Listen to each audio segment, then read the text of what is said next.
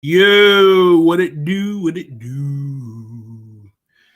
Welcome to another great episode of The Unfiltered Truth. I'm your host, Phil Jones. Phil Robinson with me. What a happy Thanksgiving it's been. Are you sure it's happy? Oh, yeah, it's happy. But, I don't know, man,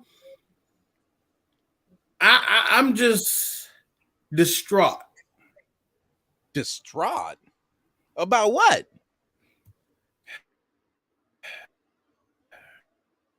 I mean, should I share it with them? What could you be distraught about after a 36-33 overtime victory on Thanksgiving night in Dallas? Most viewed football game since 1996, I believe. 96. 38.5 million people saw the Las Vegas Raiders dominate America's team in their own building in front of Jerry. Fam, if you knew what happened, let me tell y'all something. I enjoyed it. Yes. Game time. Yes. Excellent. But if you don't know anybody, I'm just let everybody know right now. I'm gonna just let y'all know. Let them know. Don't ever go to somebody's house and you don't know how the fuck they cook.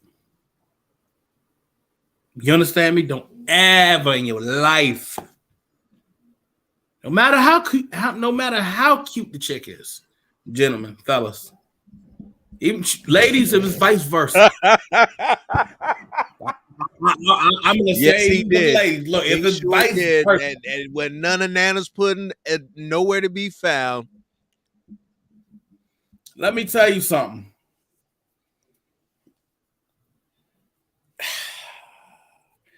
I had some greens. I'm thinking, okay, the greens are gonna be on point. Can't possibly screw up the greens. All you got to do is boil them, right? When they say clean the greens, when they say clean the greens, it doesn't mean use Dawn soap by cleaning the fucking greens. You understand me? No. Doesn't mean use Dawn soap to clean the greens. Wash, rinse, repeat. The final step is rinse. If there's no rinsing involved, and when I mean rinse, you got to rinse individually. Pick up, switch over to rinse both sides. Take them out. Don't put them back with the soapy greens. You have to separate them. Now, they're not even supposed to be soapy, bruh. Hot water, that's all you need. Rinse it out. You good. Put it in the bowl. Get that bitch on the stove. Add a little bit more water, where it's not dry as shit. Bacon grease, salt, pepper. Ham hocks. I mean, but Tabasco?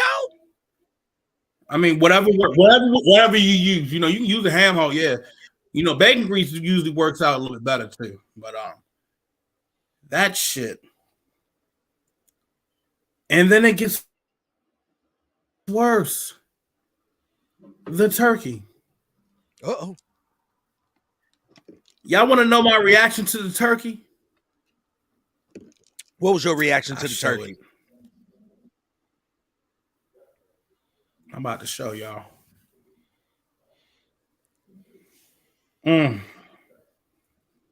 Jesus. No. I mean, seriously. Them neck bones probably would have sliced it through. I can't do neck bones. Ugh. That's how I was. Oh, shit. Oh. Yes. Oh. That was me. I would play that shit one more time. My reaction at that fucking dinner table, eating this shit, I'm like, ooh. Oh, shit.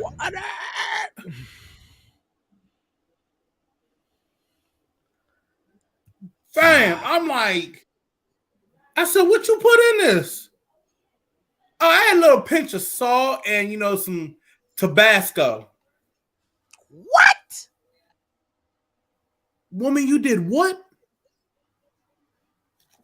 You did what? Tabasco? Would you just like lather it all on there?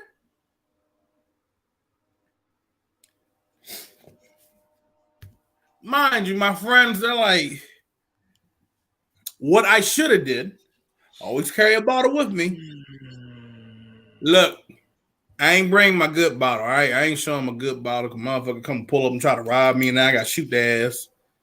Look, I'm just going to say this. That shit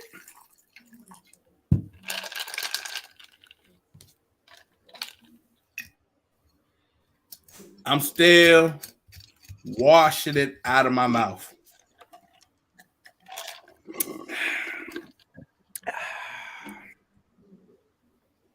I mean, it took away the victory celebration. I was like, you lost your damn mind, woman? Don't worry about what's in the bottle. Just know I'm going to feel good.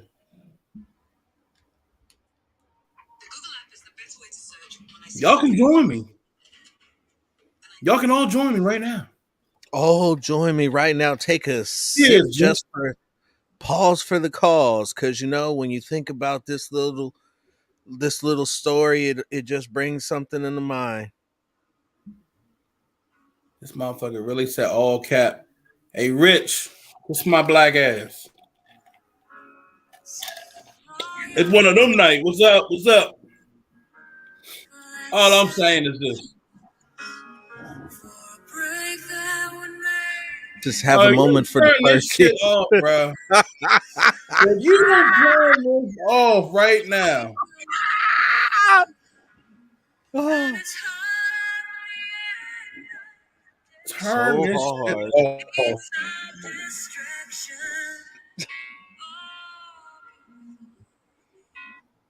Yes, Sebastian, trust the almighty coin. Trust the almighty coin. Trust it and fuck the haters. This shit is inappropriate. Get the fuck out of here. We really better put the arms of the angel. I know that, right? I'm like, what the fuck? We really gonna play in the arms of the angel right here? I'm just like, nah. Cause I escaped. So I'm just gonna say this. I felt like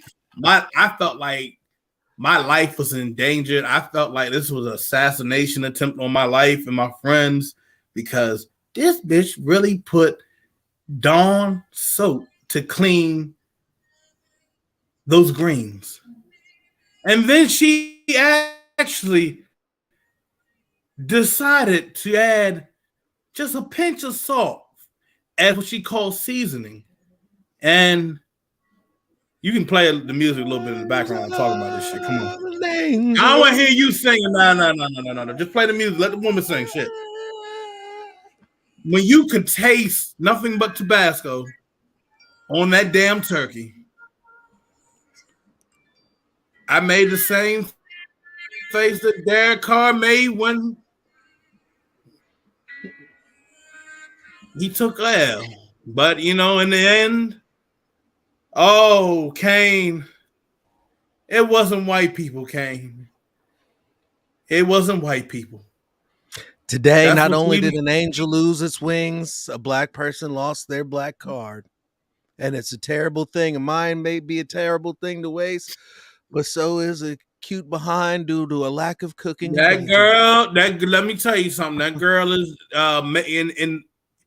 in the folds of making a murderer. That woman is probably going to be a serial killer sooner or later. Because if you trying to kill a nigga, if you trying to kill a homie like that with Dawn soap on them greens, and it wasn't just me, so it wasn't like me being singled out. It was everybody at the dinner party.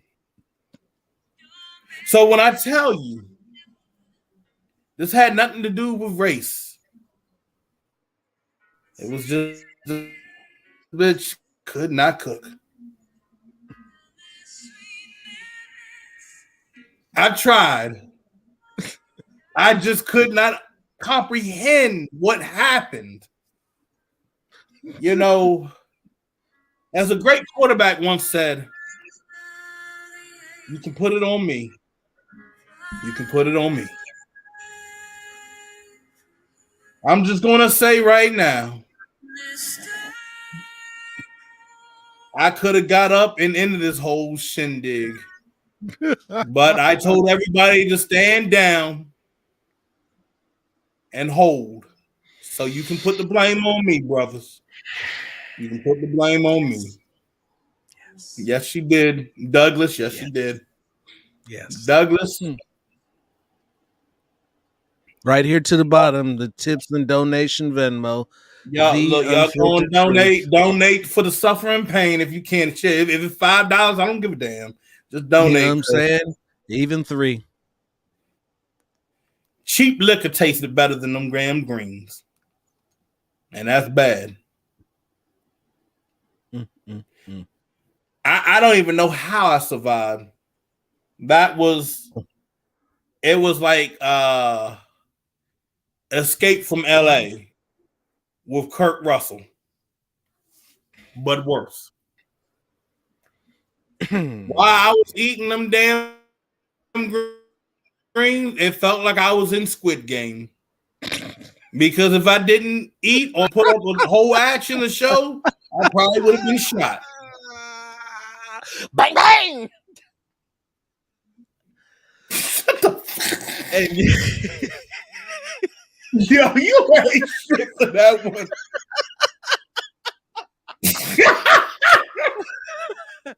And very appropriately, like, the flames have already consumed me. I know my fate has been sealed long ago. Oh man! Okay, you wrong for that one.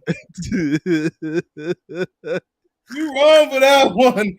He said, "Wow." He said, "Bro, went home and ate ass to get the taste out of his mouth." Taste out of his mouth.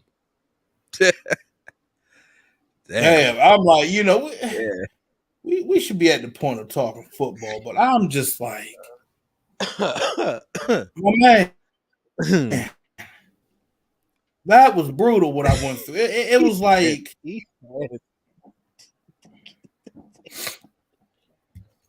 it was like, I don't even think Jigsaw is that cruel. Damn. What I was put through, I don't even think Jigsaw would even do some shit like that.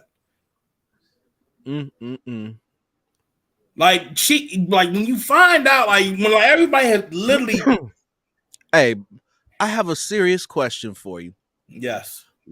Why didn't the pre-tales from Minority Report foresee this crime being put into action and send somebody out to pick her up before she subjected all of you to that torture?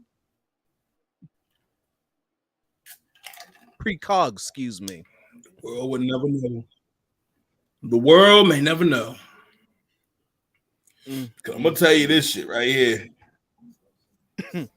Thank God I didn't eat the banana pudding. Oh, bruh.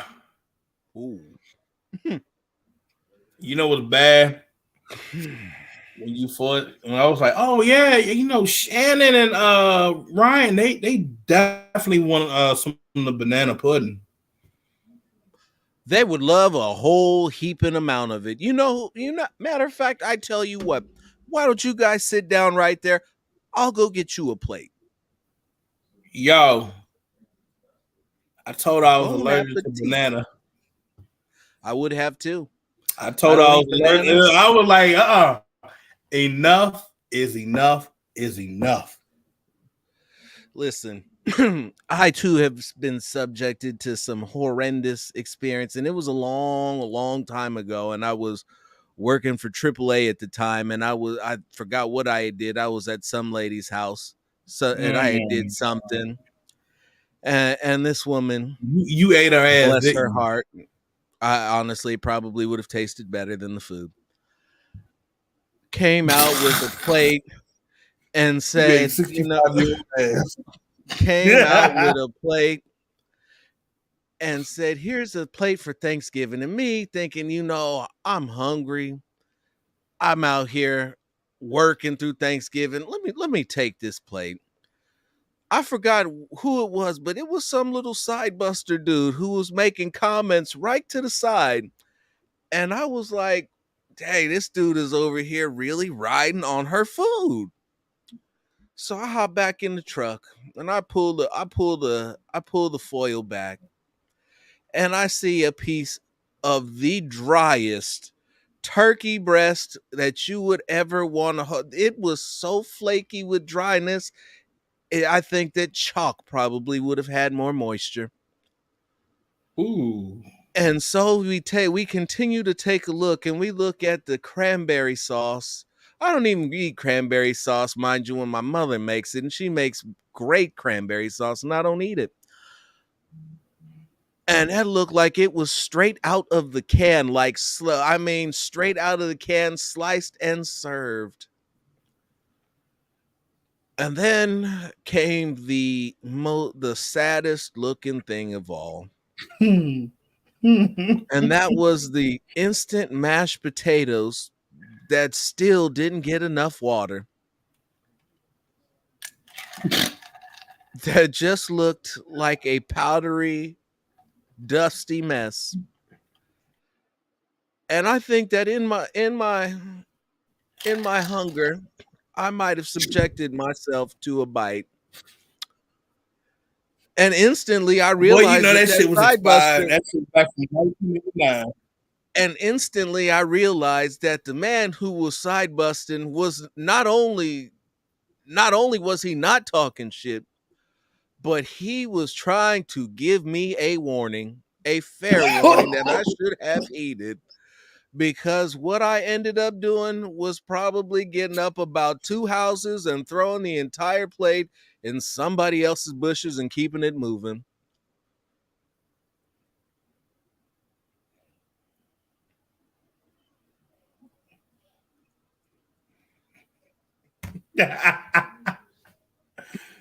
Oh shit! Thinking to myself, never. Now I have to go home and eat. I gotta go see mom.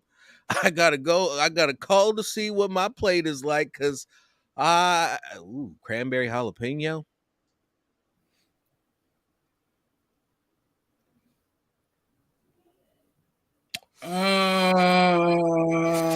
Like you mean like it got like a jalapeno juice in it, or you mean like chunks of jalapeno within the cranberry?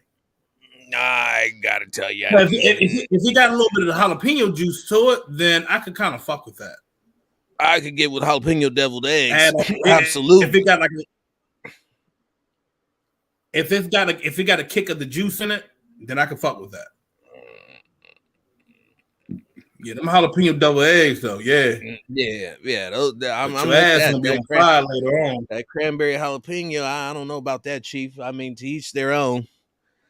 Said Douglas Fisher, I appreciate your contribution. I won't be joining you for Thanksgiving. Trey, what's good? What's good? I'm just saying, man. What's up, Trey? Oh, hell no, bro. No, bro.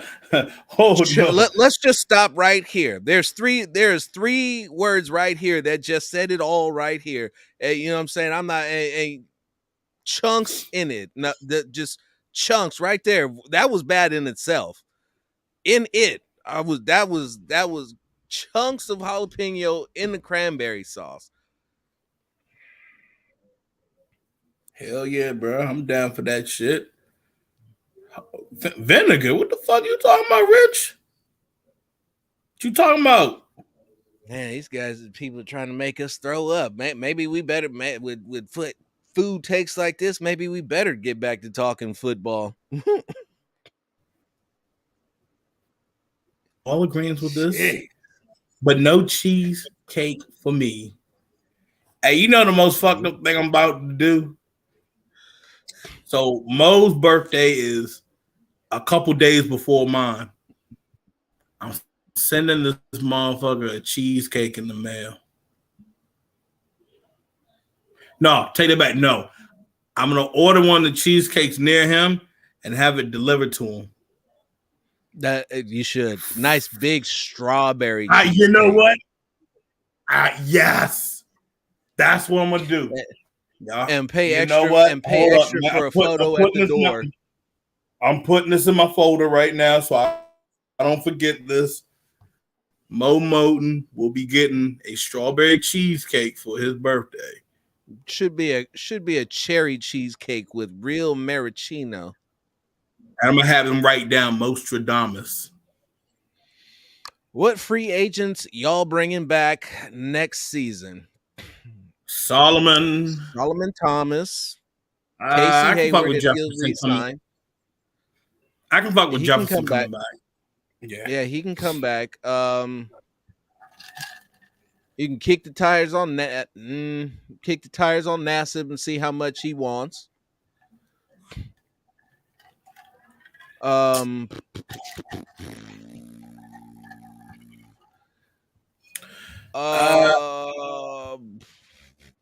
Pearman's still under contract. I'd bring back Faison. I'd bring back Faison. Deshaun gonna do it until 40.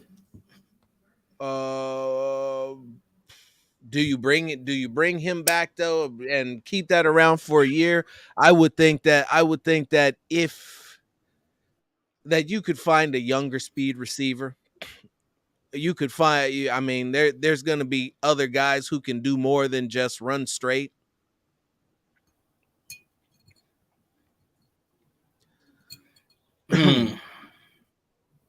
So, what do you think it would take to? Well, that's to bring back. Yeah, that's what I was gonna say, Sebastian. I think Chris Godwin would be better. I think they need more of the speed threat than they need the overall because Devontae Adams, especially at 28 going on 29. Yeah. See, and it's the only thing I really don't want to dive into free agency right now and shit, because look what Tampa Bay did last year.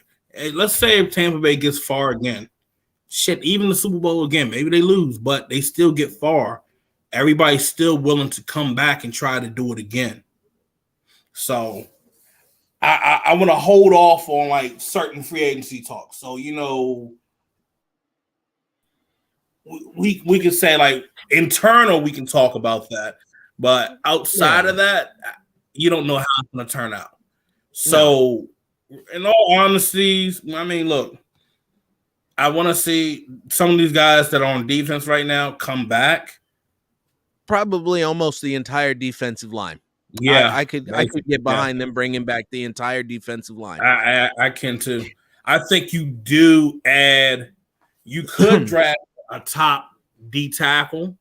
Yeah, that would help. That. And you know what? I'm not even gonna lie, bro. I still bring back Faison. Not the start, but the hand for death. A good deal of this also depends on what your coaching situation looks like at the end of the season. It'd be easy to say what we are and aren't going to do, but let's say they bring in somebody who decides that they now want to run a 3-4 man defense, and all of these guys who are that's the thing you got to remember. These guys can still comprehend and play that because they've been in those systems before. I mean, we can go back to when Casey Hayward was in Green Bay. He was able to play in a 3-4. I mean, yes, but Casey Hayward back when he was in Green Bay was also a younger player who was a little bit faster than Casey Hayward right now. But what I'm saying is he has knowledge of playing in the 3-4. And the other thing about it, a lot of people don't run that base 3-4 anymore. They run a lot of hybrids. So you can still install your 4-3, 3-4, but it's going to be like exotic where you're throwing a lot of teams off.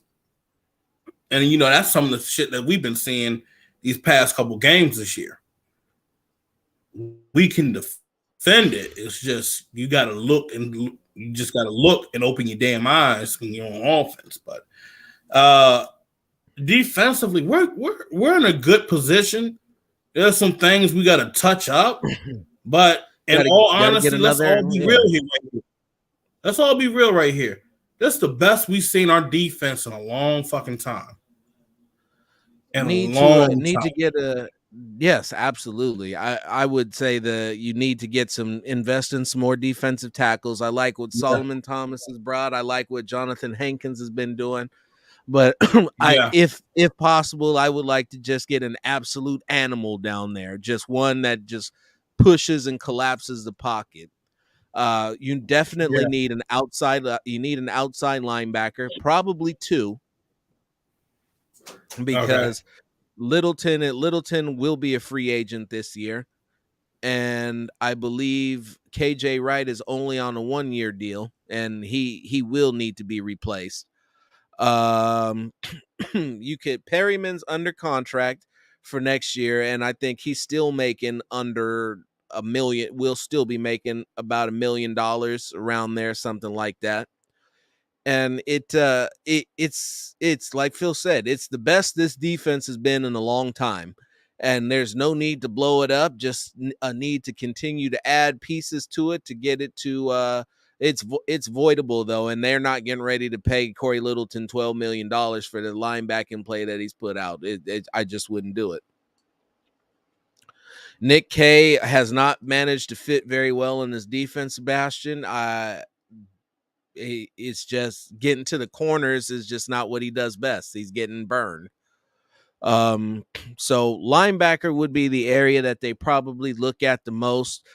I really would like to see them move Divine Diablo to safety and let him play safety. To me, it just screamed out like the natural fit to Cam Chancellor was just there right off the bat. And so the fact that they haven't got him there is what's really mind-boggling to me. The fact that they wanted him to be a linebacker, I get it. That's what a lot of teams are doing now. If you look, that's what Arizona has done, is got a lot of big safeties and played them at linebacker. But I just think with the way that this defense is set up, if you want to be able to run some more of those cover 2s, cover 4s, banjo coverages, you need Divine Diablo back there, or to a guy who's got range and coverage ability. Cleve Farrell, as soon as they can get out from underneath his guarantees, he's gone. He's making $10 million this year and is supposed to get a raise. He is not getting his 5th-year option. He is, and I believe he's already asked for his release. Well, if you have that going on,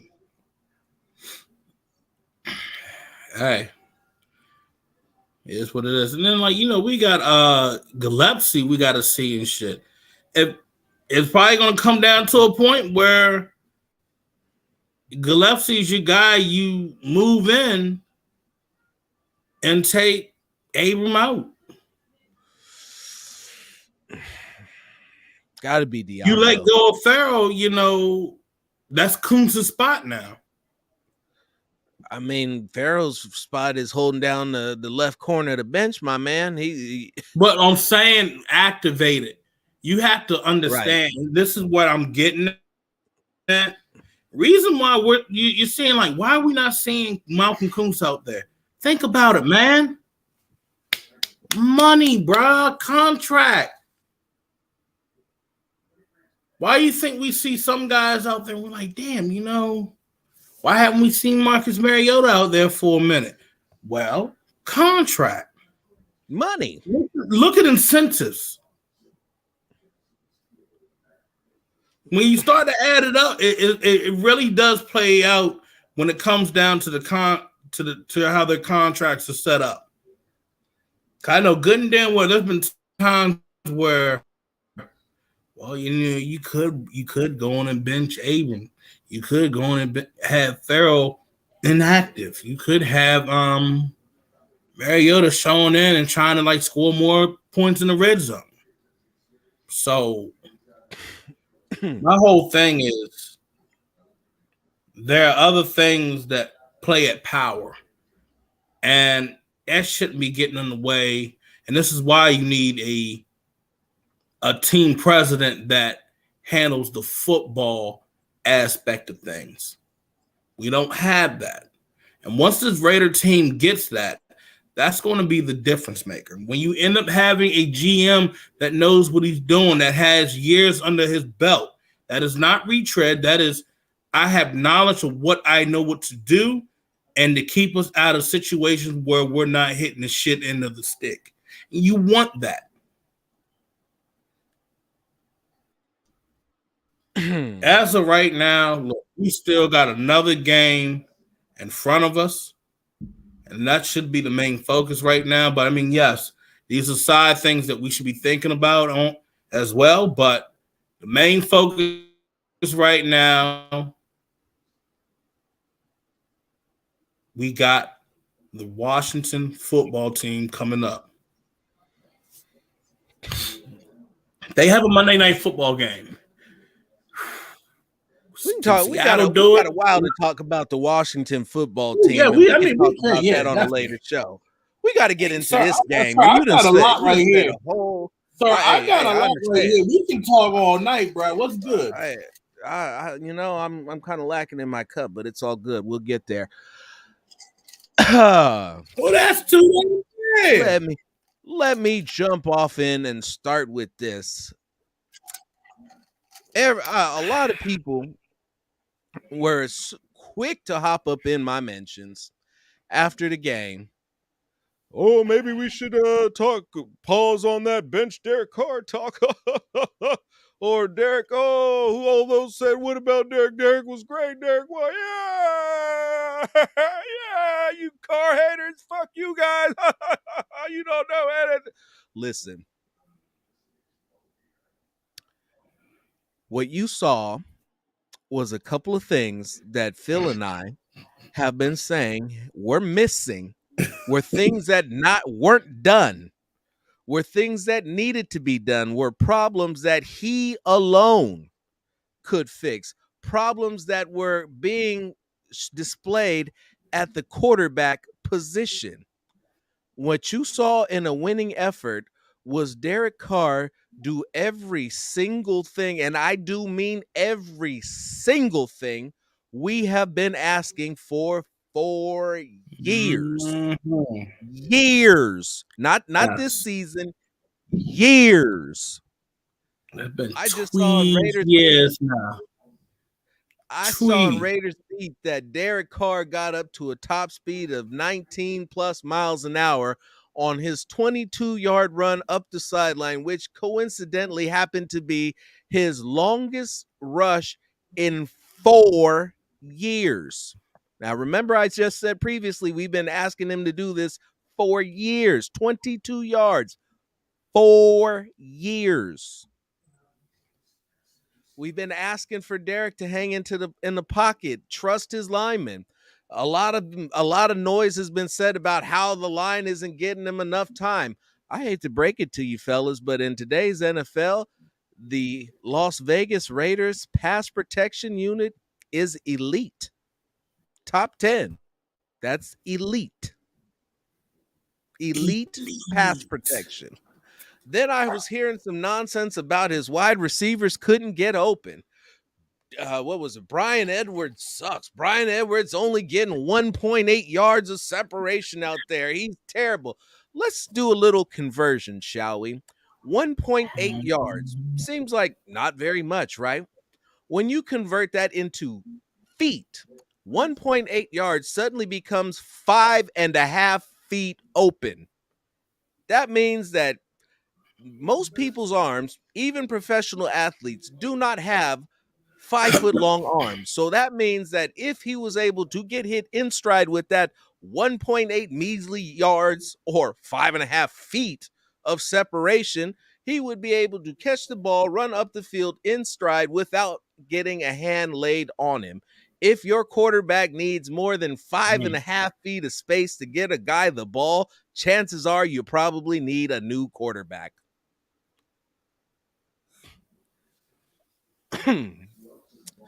Now, with that being said,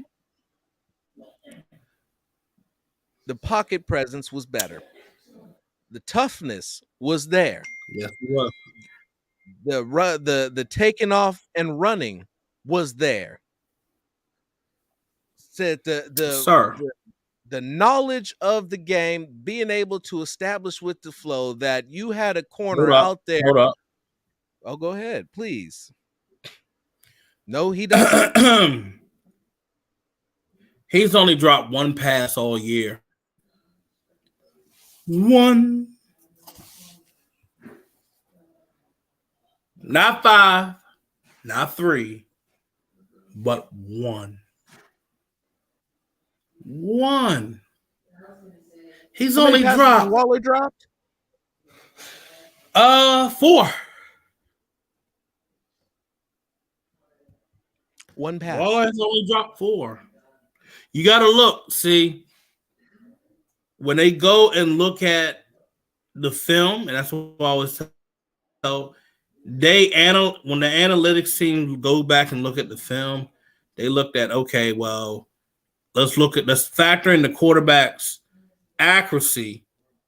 Was this a pass that is realistically deemed catchable or not? So that's what they look at. How many balls has Edwards caught? How many balls has Edwards thrown to himself?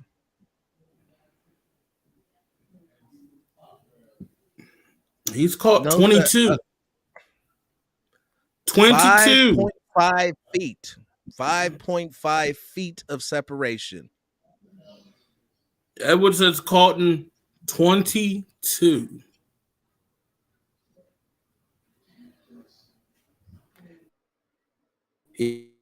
He's been targeted 40 times and caught 22 receptions. Now, let's go to those advanced receiving numbers. I'm all for it. Let's go on and see. Yes, he's only had one drop this year. When thrown to Edwards is a passing rating of 111. It's pretty good. It's pretty good. No, seems to me like maybe they should throw the ball to him more. And yeah, Leatherwood did actually have kind of a clean game. That is one of the things that I've been looking at, to be honest with you. Yeah. When you look at the way that they're running, with the way that they're covering Darren Waller, one of the easiest things that they could do would be to line him out wide and shrink his splits and have him head straight for the back flag and throw it to the outside, right at the corner where only he can get to it. And I guarantee you he'd catch more touchdowns than he would not. It's too, the way that they run the fade is like, listen, you make this literally like a pregame warm-up drill. There's no corner that should ever be fooled by the way the Raiders run the fade routes in the end zone. You just don't run it creatively enough. And I don't care how good your jump ball situation is when everybody knows when it's coming and there's no disguise to it. It's an easy pass to defend. So since the Ruggs incident, I mean, that week 9 game, he was targeted 4 times, but yeah, he didn't get anything. There was like no catch, no drops. Cause you got to look. The one that he would have had, it was a pass interference. Mm-hmm. The Cincinnati game, he wasn't even targeted. The man was getting open. Why weren't we using any slants with him? Any possession type routes. Kansas City game, 4 targets, 3 catch, 88 yards. 88 yards and a touchdown. Yards of receiving. He was averaging about 29. Yep. Then Thursday targeted one time, one catch, 12 yards. So we can't really say that's all on Edwards because he's not. Hey, is he throwing the ball at himself? No. Can't throw the ball to yourself. You got to look. Your QB's got to get in sync with him, you know? Arnett is somewhere hiding with the underdwellers. I don't know, and I don't care. That man hit the fade. He hit the fade. He's gone. When keeping it real goes wrong.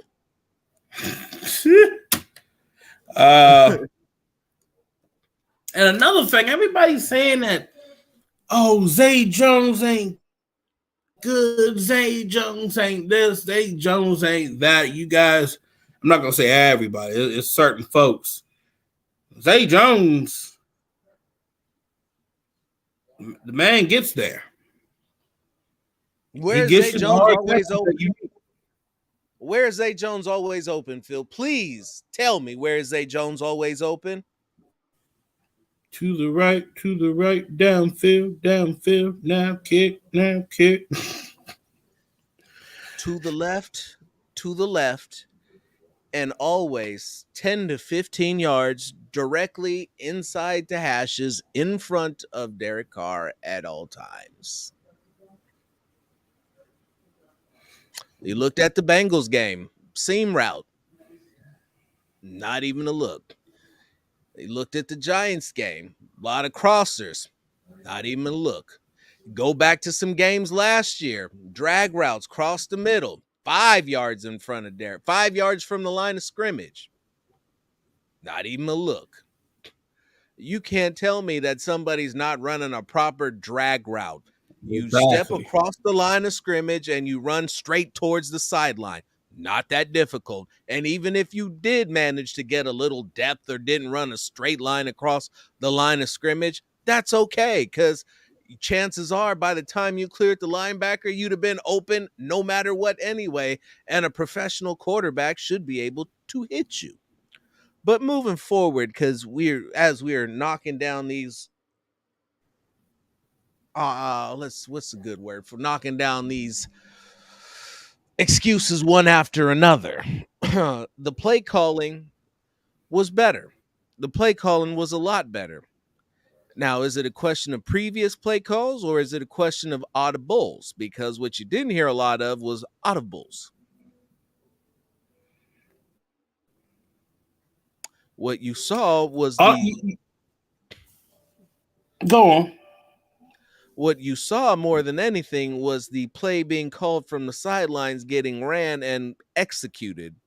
Every week, everybody asks for the keys to the football game, and I say the same three things that I've said all season long: block, tackle, and execute. When the Raiders execute, when they block, nobody can stop this offense. As long when they tackle, nobody gets in the end zone. And the Raiders blocked and they tackled and they executed on both sides of the field all game long.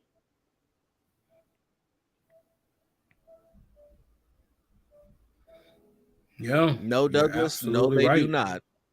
No, they do not. Said in a lack of execution, you can say whatever you want up in front of the podium, but when you throw on the film and you hit pause and the quarterback is at the top of his drop and waiting on his receivers to get open without a soul around him, and you look at and he throws to the check down, and as he's rearing back to throw to the check down, you see that deep option running alone. Let me say it one more time. Alone. Then you got to help but realize, what exactly is he looking at? And in this particular game, he did a far superior job of keeping his eyes downfield, staying aggressive, which I want to say is something that Kurt Warner had mentioned in a little QB breakdown that he did, something that I referenced that everybody buried me for not knowing what I was talking about for. And lo and behold, you stand in there, take a hit, keep your eyes downfield, and be aggressive, and you pile up 373 yards.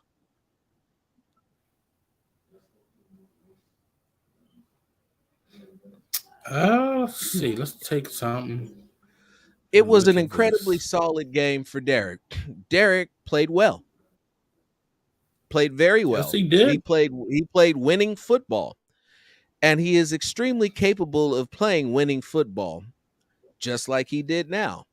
Was it perfect? No, not by a long shot. With all those yards that he piled up, remember, he still only threw one touchdown. The offensive red zone troubles with throwing the football continued to persist. The quarterback who scored inside the red zone was Marcus Mariota. Also, another thing that we've been talking about and calling for on this program for quite some time. And there's no need. Let me say this now. If you bring Mariota inside the red zone, there is no need to bench Carr. None. You can play with all 53 players on this roster, all 46 active members. And if you got a guy who can quarterback and get you more options in the red zone, then that's probably who you should be going with. Right now, the Raiders keep continuing to set them up with the read option. And one of these days, and it should be coming soon, they're going to let him throw the ball. And the defense is not going to know what to do. Hey, so I had somebody tweet me and say, short memory of what it was like between Gannon and Carr, but go ahead, act like a top 10 quarterback ain't quite good enough. People living in dreamland. Zay can't get open anymore, or we wouldn't have signed D-Jack. Best play he had Turkey Day was the defensive pass interference. Well, somebody's been snorting a lot of meth or crack or whatever you're doing, because Zay Jones has been getting open all season, even last year.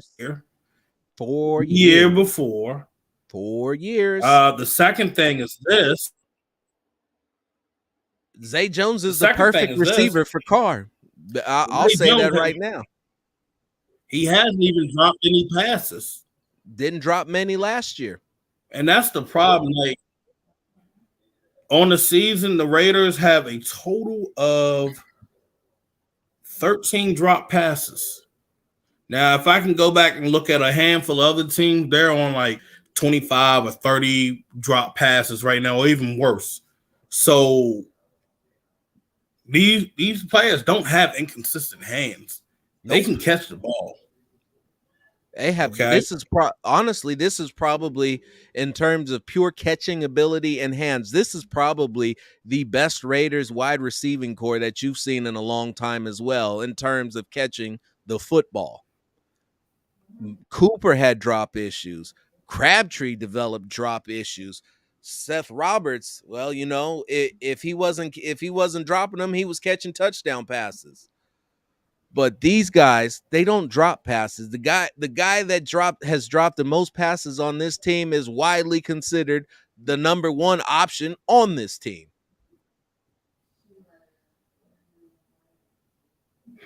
Something ain't right. Hold up. Real quick, we got 39 people in the chat. If you're new to the show, please like and subscribe. Help us get over the 1K threshold. Help us get our watch hours up so that we can monetize and bring you some real exclusive stuff. Phil's got a chalkboard talk he wants to break down and give you. I got some other stuff.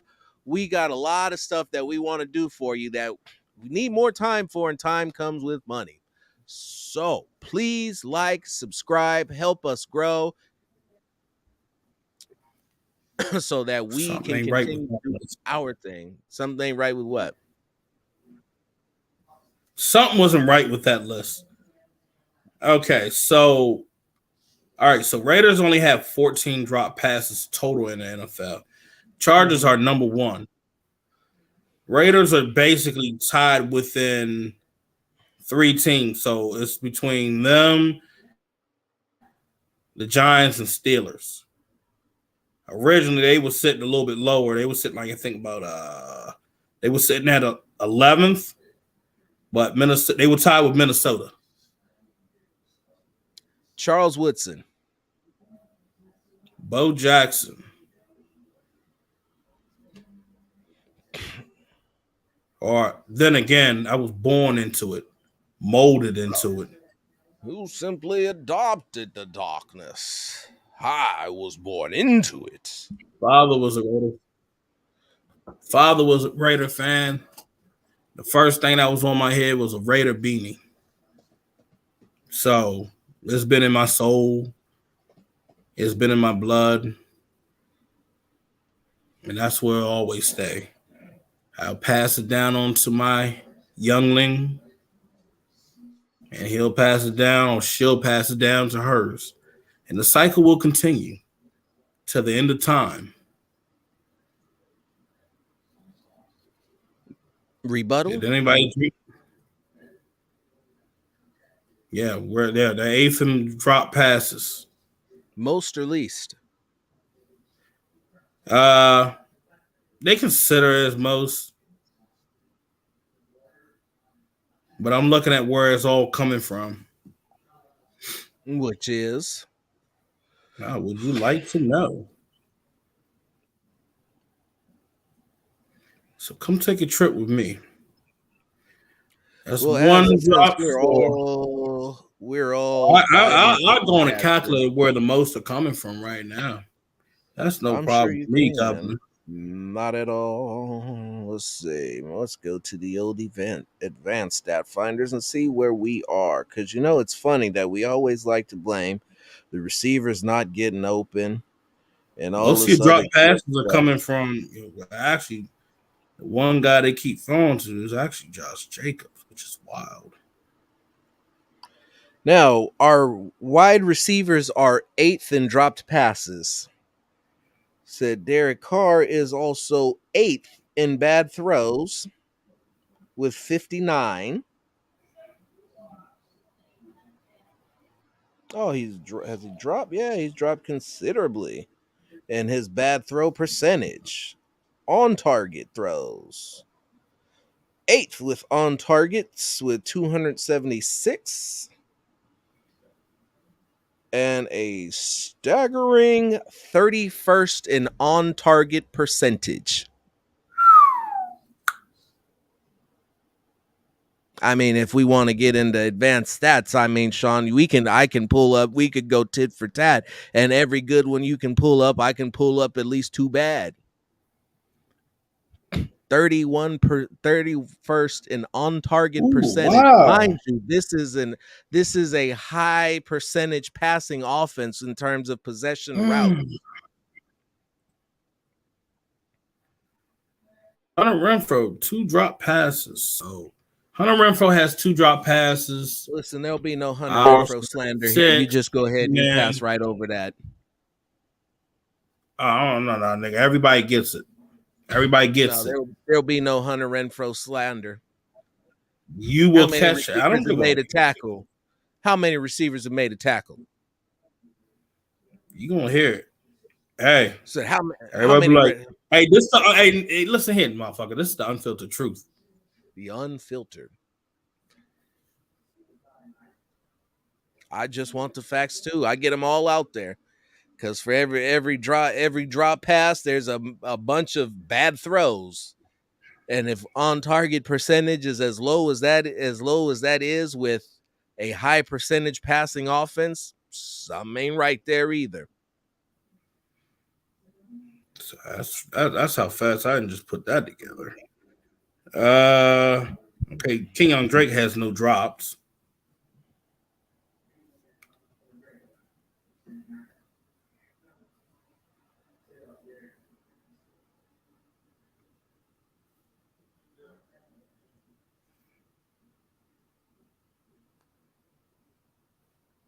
Now let's go and look at Jalen Richard. Now it's interesting because you said 14 drops. He said they were 8th in drops, but I go to the quarterbacks and he's actually 17th in drops in passes that have been dropped.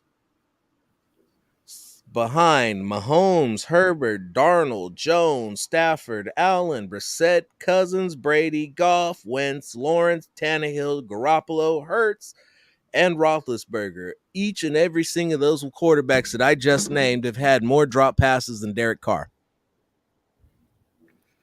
This is wild. Okay, he doesn't have any drops. Crushed him. Had me jumping out of my seat, spilling my drink, screaming. You heard it. You just heard smack. I was like, woo!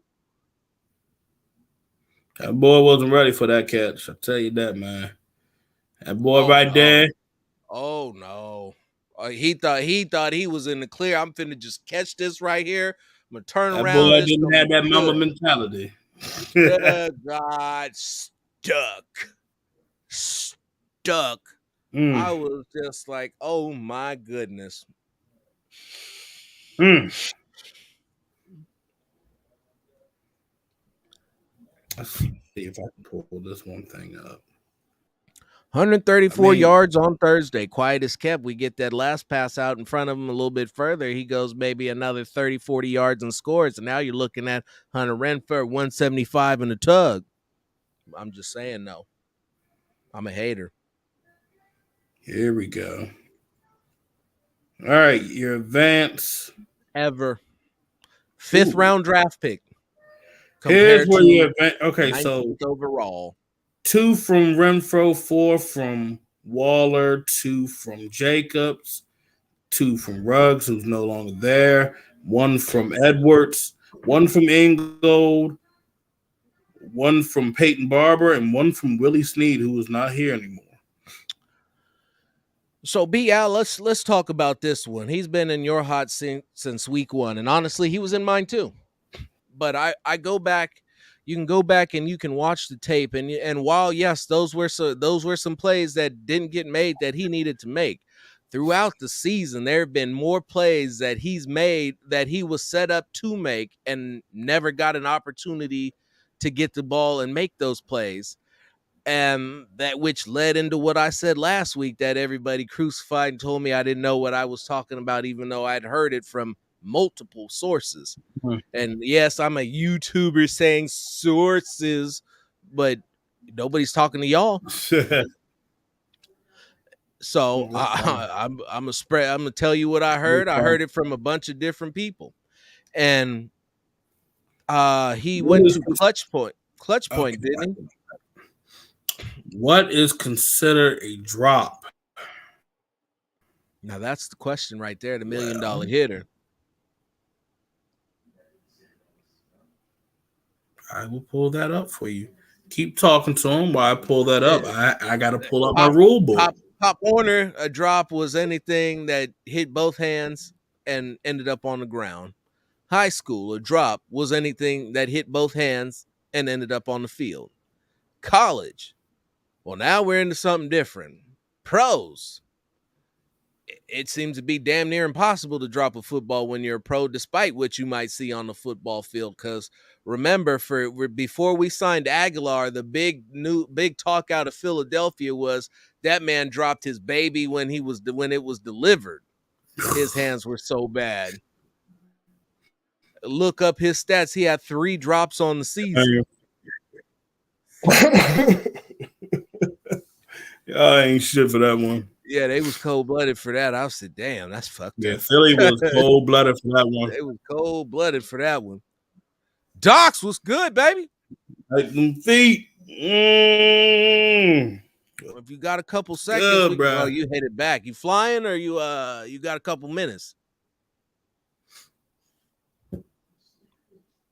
Carr didn't make Aguilar. Carr didn't make Waller. Carr didn't make Jared Cook. Said it's a compliment. They work together. They make each other better, but because Carr can't throw to a guy who's not open.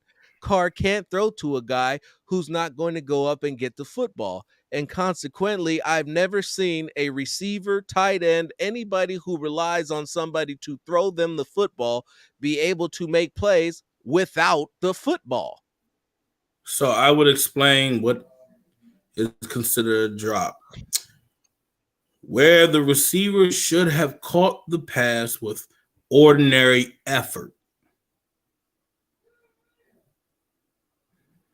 I agree with this. Not the he looking like he Prince in the Revolution angry, but when he's like angry, like you didn't talk shit and said he a baby back bitch. He cried too much. He full of shit. He didn't lie. You done said Teammates 50 don't want billion to play with questions. him. That's when that Yeah. motherfucker play angry. Yep. Yep. And he does, absolutely. Now the question is, can it stay consistent? That's my whole thing. Or can I consistently piss him off week after week? Believe me, I'm going to try. I don't know. It's funny as hell because it seems like any game I tried to really piss him off the most. Yeah, so yeah, basically a wide open catch, yeah. Or Yeah. if the catch is basically right in front of the receiver, Yeah, and it's hit his hands, he should be able to secure it. If he's not securing it, that counts against him. Now there are times where y'all gotta lay off the Jim Jones Kool-Aid. Get some tequila, bro. Because Crabtree was Crabtree before Carr. And there was this little thing called Philadelphia. Really. Now, in this crazy place called Philadelphia, I'm pretty sure that Nelly was the second leading receiver behind Alshon Jeffries that took that group to the bowl where they eventually beat the Patriots in the Super Bowl. So Nelly never looked so good till he linked up with DC. I venture to say he looked a little bit better hoisting the trophy in Philadelphia.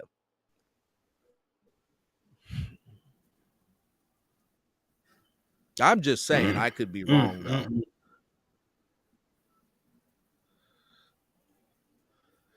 Did we read the article that says that Mark Davis was also calling shots and wanted Olsen to play Jacobs more? Honestly, I would believe that Josh Jacobs went and got in his ear and told Mark that he needed to get the ball more in order to be more productive. Now, I will say this about Josh Jacobs. In complete, and I do mean complete opposite of what we've seen for the last 2 years, Jacobs appears to be getting stronger as time progresses rather than breaking down and leaking oil and not being available. I like the way that he's been running. I like the ferocity he's been attacking the line of scrimmage with. I like the fact that he's cut down the tap dancing shit in the hole. I like the fact that he's running like he's pissed off. He's trying to run people over. He's moving much quicker, and he's being much more decisive in his movements. You can't be behind the line of scrimmage tap dancing around trying to put on a Broadway show. The only person I've ever seen do that successfully was Le'Veon Bell. And where's he at right now? He don't have a job. It goes quick. So in this league, you got to get up the field, and you got to get up the field through your blocks fast. This offensive line started off badly. This offensive line lately has been fantastic, and they don't get the credit that they deserve. Cable's not getting the credit that he deserves because you're not hearing Andre James being mentioned anymore. You're not hearing him being put on the memes. We're not showing you videos of James and Leatherwood hugging each other mid-play instead of blocking their opponents. You are seeing them gel. You are seeing them grow. And for everybody who thought that cutting all of the dead weight was a bad idea, you were sadly mistaken. You just needed to give them some time. This is a young offensive line who, by the way, is also getting stronger as the season goes on. We are used to seeing the exact opposite. We are used to seeing everybody start falling off. Not guys coming back, falling off. Next week, coming up against the Washington football team, you are looking at getting back starters. Many starters. Many starters.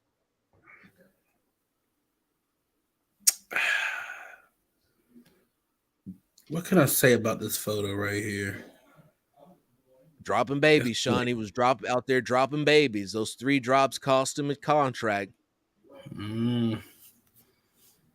Dropped all them damn babies. I'll tell you that. Them 3 babies, and it was a wrap.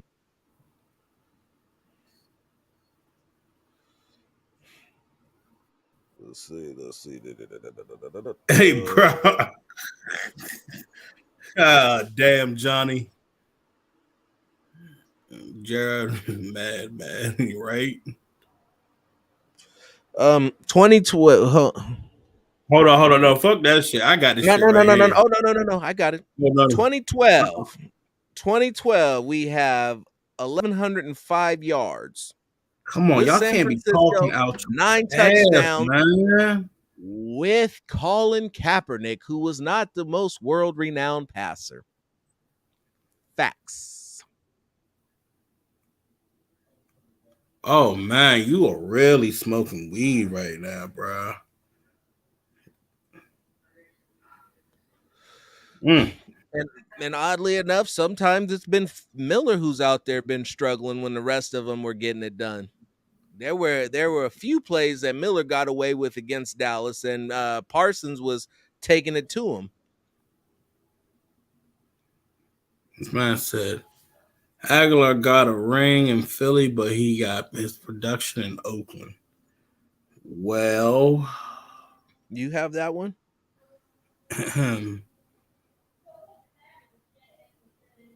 2017, he actually had more production. 2018, shit. If you granted, may have had more. He may have had about 100 yards more, but the production has always been there. He had it in Philly 2 years in a row, especially when they went and won the Super Bowl. Seems to be a cyclical thing for him. Every 3 years, he gets off for about 8 touchdowns. So I mean, but flat out, bro. I'm gonna tell you this. That's why Derek Carr was running for about nearly 20 miles per hour. Yeah, that Michael Parsons went over there and whispered in Derek Carr's head. He said, "I like you. I like you, and I want you. Now we can do this the easy way or the hard way.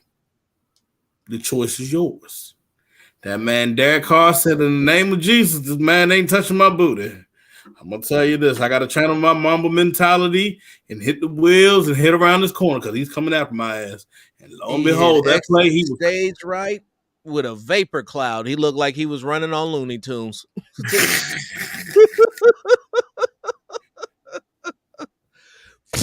Looked like the road runner out there.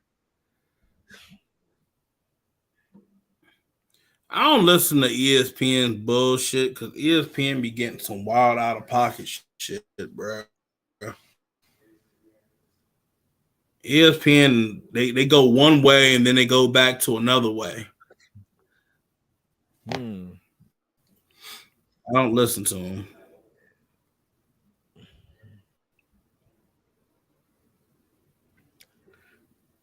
I prefer to listen to the motherfuckers that been doing their shit since 1995 with this damn statistics.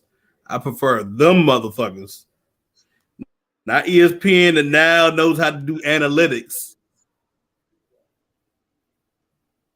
Shit, best years. Matter of fact, almost won that Super Bowl too, if I recall correctly, after Beyonce brought the house down and turned off all the lights. You dumb for that one.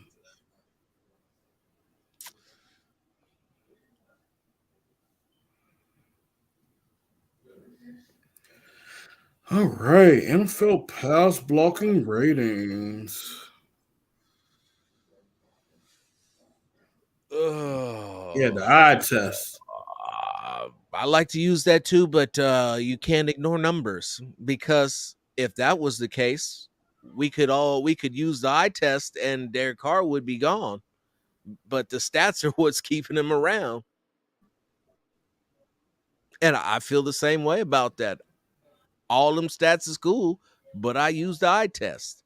This week, the eye test said that he was the guy, that he's the guy that should be back there calling the shots. The last 3 weeks says that's the guy who should be on the slow boat to China.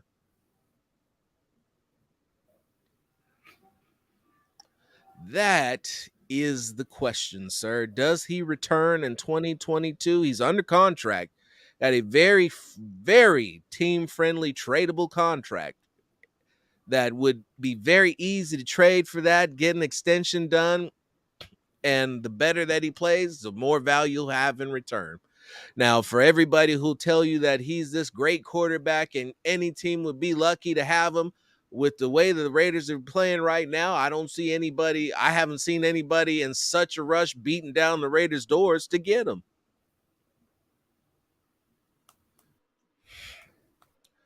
Negative, Ghost Rider. Negative. Y'all wild for that one.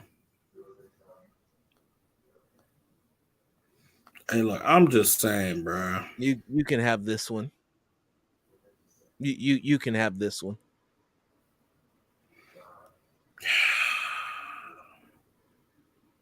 Yeah, look. I don't know what y'all smoking. I don't know what y'all drinking. I take it like this. If he was going to be here for the next 3 to 4 years, don't you think he would have got his contract already? Let's be real. I mean, like, put all bias shit away. Let's be realistic. If you were to go with him for the next 3 to 4 years, he would have already got his contract extension. It would have been able to move a lot of things around during free agency. You would have been able to grab more players that you prefer that could be immediate impacts. That wasn't the case. The problem is I'm just going to be real. A lot of you guys are scared to move forward and find something new because your mindset is set up, and I want everybody to listen to this shit. Your mindset is still thinking about what went on in Oakland when they would try to go on and get a quarterback. That's the whole thing. I think everybody's so worried that we're going to do the same mistakes that we've done before. And that's not the thing. You don't have hold on, let me finish this. You don't have a lot of these old folks jumping in and trying to do this, and this. You have one, you got to get a new staff. 2, you got to go in and get a better front office. You have to get key folks. So those are the folks that are going to be making these decisions. And most likely they're going to be looking to draft and get somebody that's fresh and new. Because you can't, I'm telling you this, your windows close. And once your windows close, you can't keep running back and forth with the same kind of guy.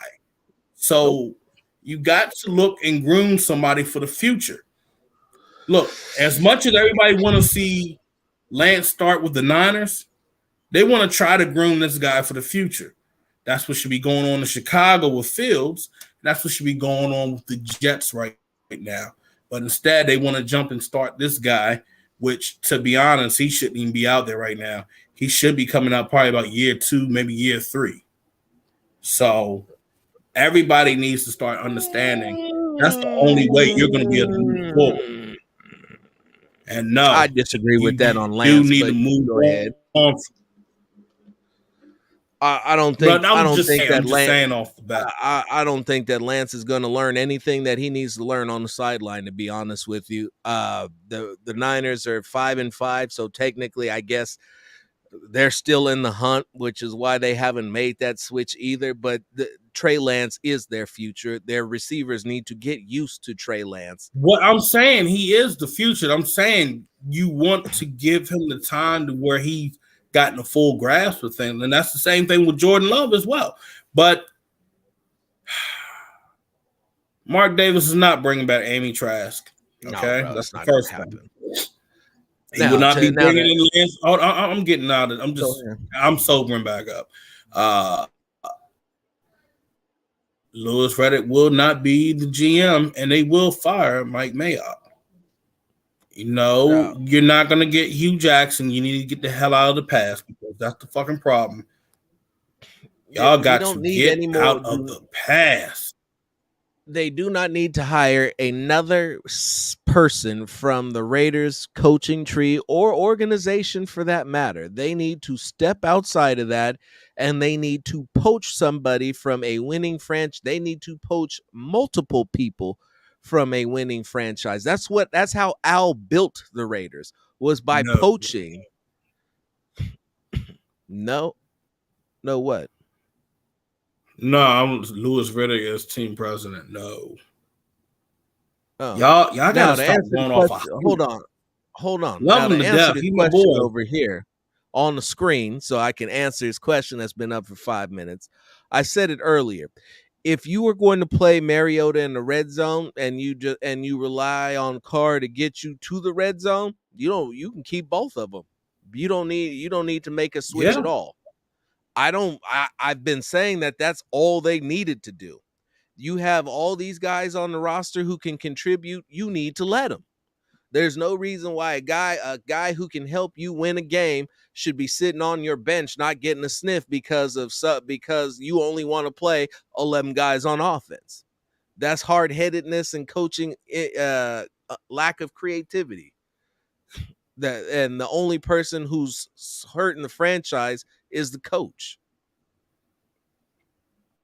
I had initially thought about that, but right now I'm looking at Russell Wilson has got to get it together before I want to pull the trigger on that, because right now he is not looking good at all. I agree with you on that. They've had a scoring defeat. They were scoring more points with Geno.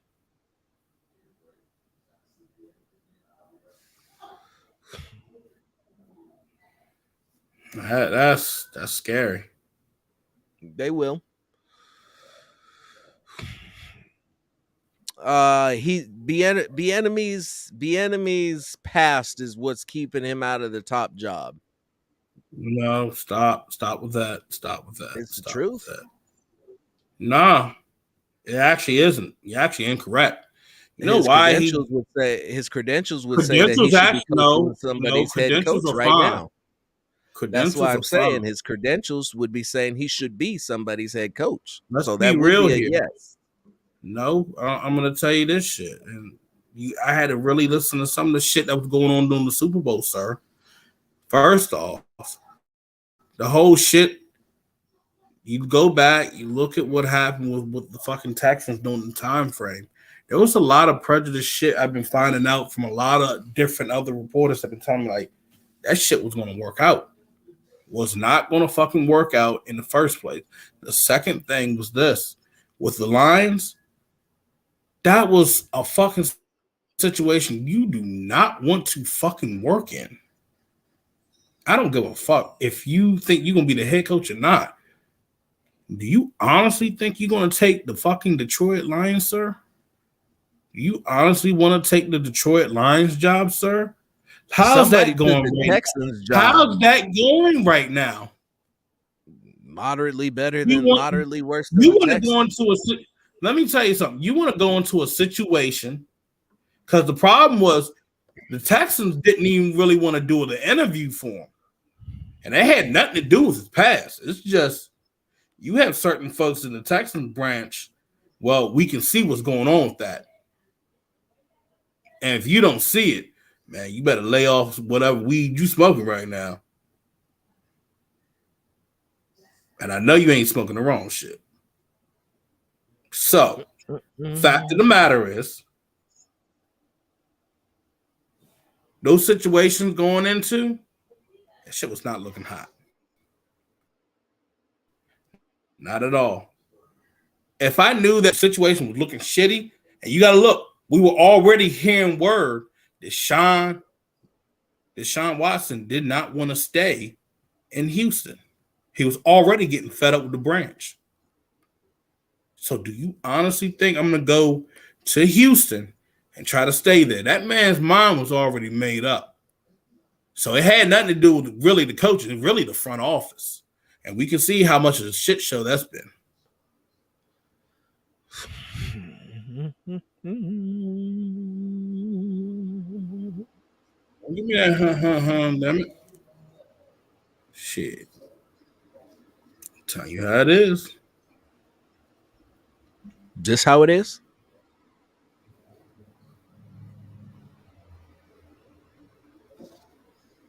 Oh, wow. That's how it is? That's funny. That is hella funny, bro.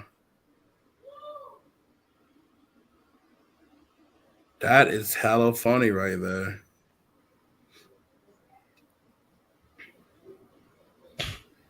And who is your source? Baghdad Media.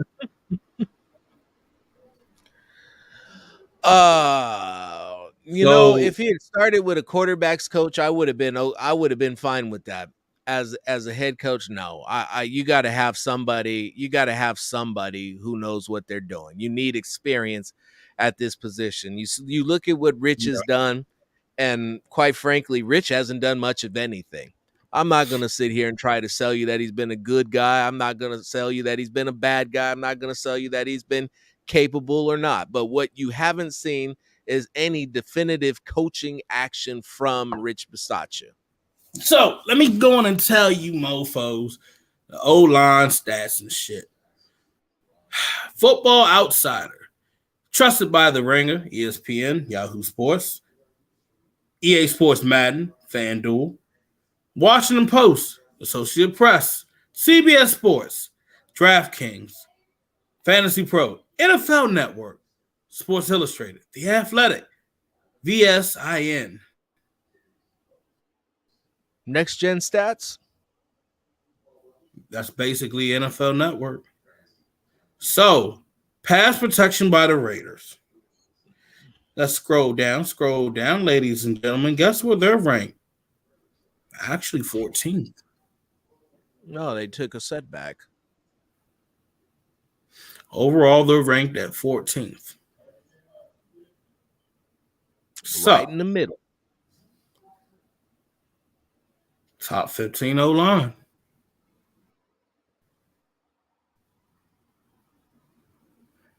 See, this sometimes you got to pay for the good stuff to get the legit shit.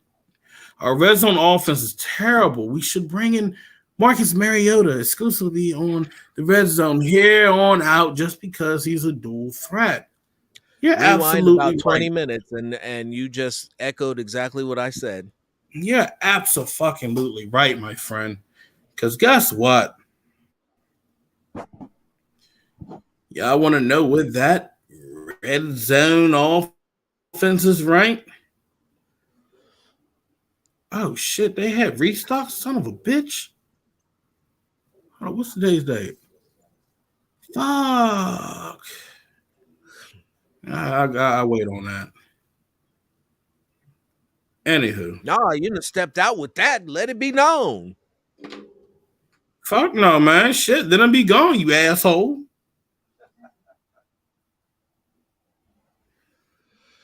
We done dropped all the way down to 19th in point scoring. Now, points allowed 19th? By the Raiders defense. Yeah, we done dropped down to 19th, homie. Yeah, it's skyrocketed in the last couple of weeks. Raiders defense actually went up. They were actually 26. Wow. Points allowed. They're at 24th.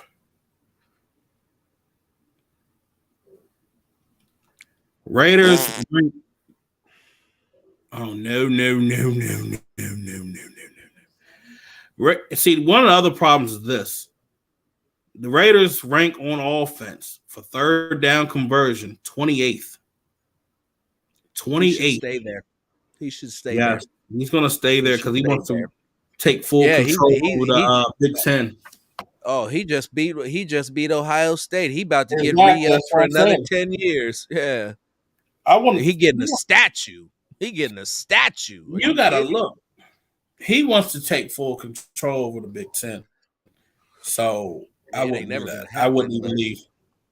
Yeah. Who keeps saying they want? Why do people want Joe Brady? Y'all hear LSU and y'all get hyped up. Stop getting hyped up over a name. Look at what they've done statistically.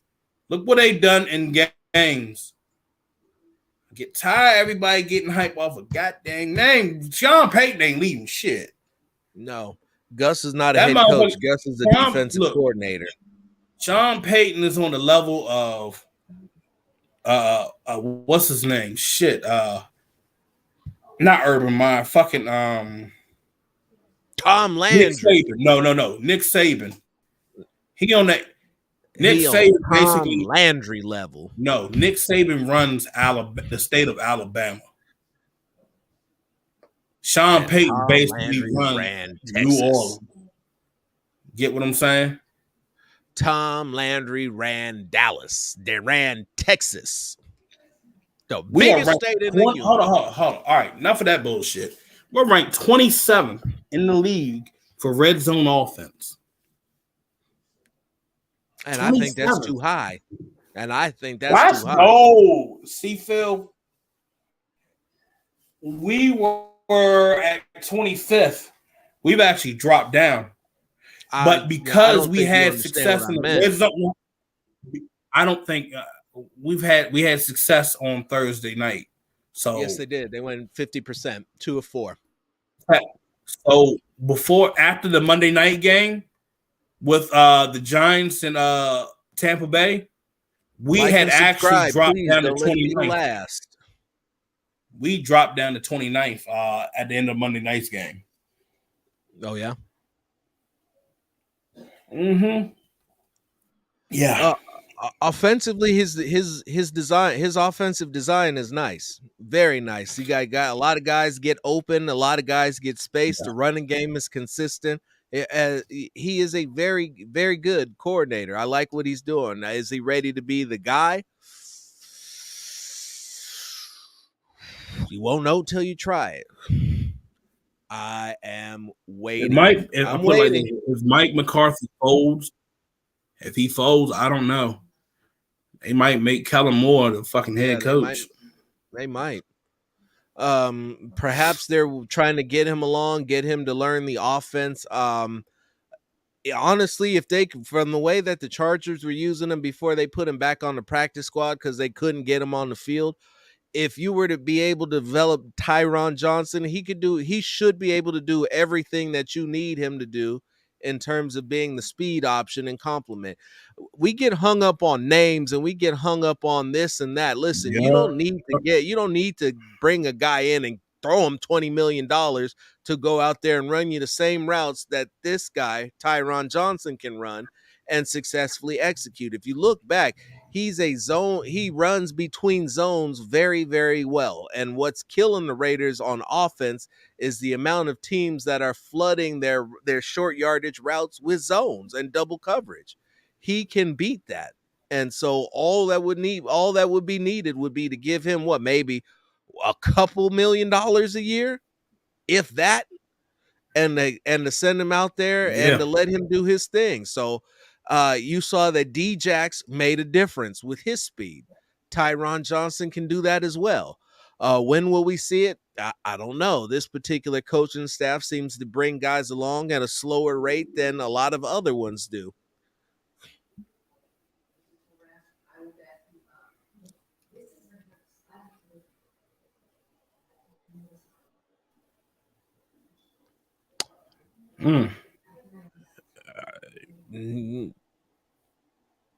I mean, technically they did win with 30 plus, and technically they've won a lot of games where the other team scored 30. I mean, we've had 4 overtime games thus far. So they won that fairly consistently. Now, is that conventional? What you just said is, in fact, conventional wisdom, and I do agree with you. They do need to get that back under control, and giving up 33 points when they were winning the time of possession battle the way that they were is inexcusable. They were holding Dallas down, and then Dallas had a big fourth quarter. They need to, but that also goes back to hand in hand with the issues that you're having with your safety. If your safety can't do anything but play in the box, you have some areas for opportunity there. And that's going to be another one of those hot topics in the offseason. I am of the belief that Jonathan Abram and Divine Diablo need to switch positions. I don't ever want to see Abrams dropping back in coverage. The only thing that he should be covering is the flats.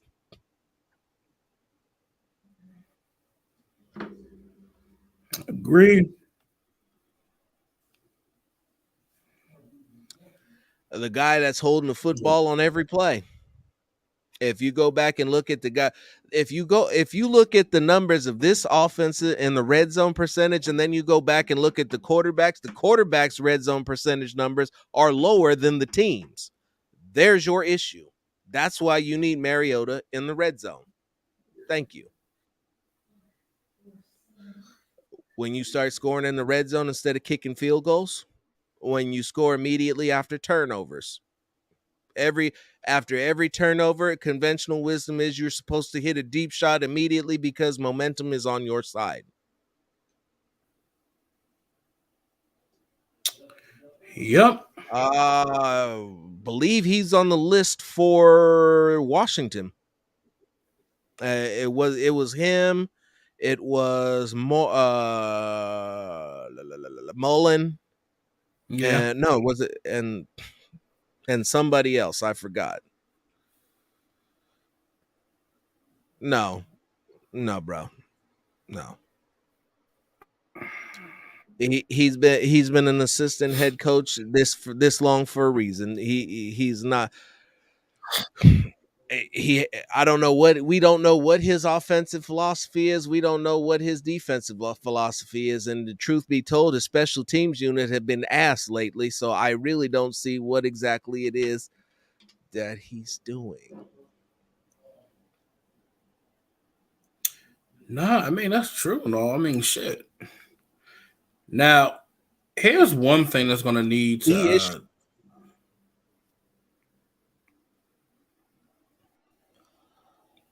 Wow. Somebody finally said it. Yeah. Sir, take a bow. Look, and this is how I look at it. I'm going to pull it up because somebody's asking, do we think the Raiders can make the playoffs this year? So here's this. Pull up the playoff brackets real quick. So you look at that. We'll come back to that. Desert Tyron Johnson, D-Jax. More speed. Do you necessarily need? This familiarity thing is bullshit. Let me just tell you that right now. That's a bunch of fucking bullshit that I'm so tired of everybody bringing up because that's Carr's number one excuse for why he doesn't throw the ball to his receivers. You don't need to be familiar with a guy to see that he's open. If you can read coverages at the line of scrimmage and know pass routes, you should be able to track a guy, watch where he's going, and hit him if he's open. Once again, we go back to Brian Edwards, 1 point yards of separation, which is oh so little. Oh my God, 5.5 yards of separation isn't enough room. He needs to get more. Listen, you have to be able to hit guys when they're open. Anything else is bullshit. That's an excuse, and I don't make excuses. I'm not going to tolerate excuses. He doesn't need to be familiar with him. You are a quarterback. You are a professional. Get him the ball. Oh, wow. So, and if you only score 13 points on offense, you can't blow anybody out either, Shay. All right, so check this dandy out. All right, so the playoff picture right now. Titans barely holding on to the AFC South. They're not going to win that. But they're not going to win that. They don't have nothing for the Colts. So, their best hope is Derrick Henry coming back. Go ahead. Let me get to it. All right. Buffalo, Baltimore holding the second spot. Bills holding the third. The Chiefs holding the fourth. And this is what's funny, bro. We're not that far off. And, It feels like it really feels like we're like it feels like we're like 5 games behind, but we're really not. We're actually not. So there's hope. I can't believe I'm saying this. I know everybody thinks I'm a Debbie Downer, but realistically, there is hope because whooping Baltimore's ass really played a major factor here. So we are sitting 10th. We Beating if Miami. in anything I'm gonna say this. Yeah, that too. You want the Colts to lose. You actually want the Bengals to win. And if the Chargers lose, we jump back and take the 7th seed. So for things to work out tomorrow, you need the Colts to lose, you need the Steelers to lose, and the Chargers to lose. Getting tired hearing about this damn coin. Real quick, jump in here. There's 51 people in here. To all our first timers, thank you. Welcome to the Unfiltered Truth. Please like, subscribe, help us. We got 800 subscribers. We're trying to get over 1,000 and more to help get monetized. So once again, thank you for coming. Like, subscribe. Remember, wipe them feet. Put it like this.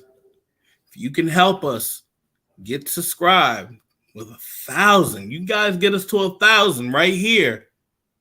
We will do a drawing and we will pick one lucky fan and we will have Raiders apparel for them being sent to their house. And Unfiltered Truth apparel. Yes. Matter of fact, our 1,000th fan is getting a special Unfiltered 1K shirt with your name on the back.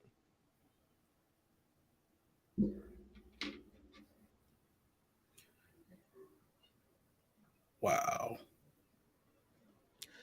You and everybody else, DJ. You and everybody else. All hail the mighty coin.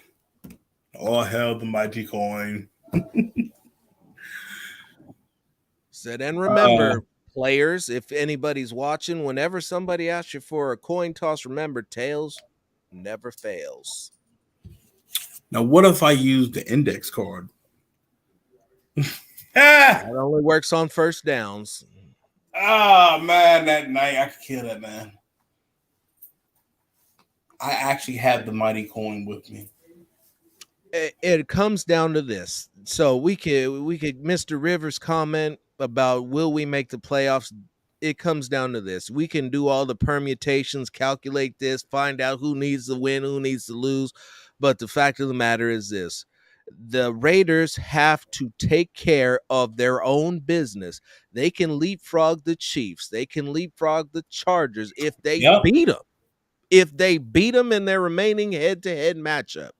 That's all they got to do is take care of their own business, and they'll be in the. Not only will they be in the playoffs, they'll probably win the division and be sitting pretty. So I'm gonna use the coin. Yes. Heads say we make the playoffs. Tails say we don't.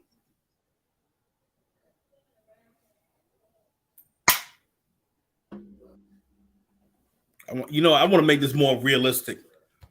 I want to make this realistic where everybody can see. I'm going to take a photo of this shit. Y'all can see that there's proof that the coin flip went heads or tails. So I'm going to take a photo of this. I don't want nobody. Oh, kiss my ass, Robinson. You know what? You ain't shit for that one. Coin flip, everybody. Heads, we make the playoffs. Tails, we don't. Y'all literally see. I got a phone in my hand. I got coin in my hand. I'm going to do the flip right now.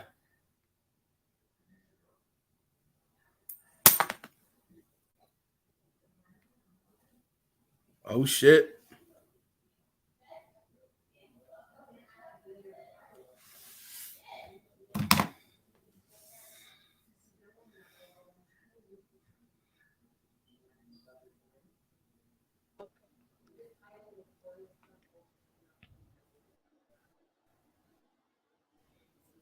Well, ladies and gents, all I can say is this right here.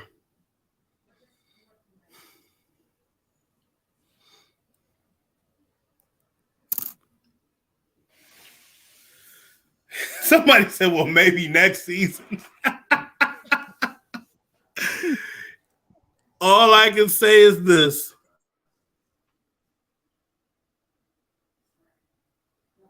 Your mama ate the corn, bitch.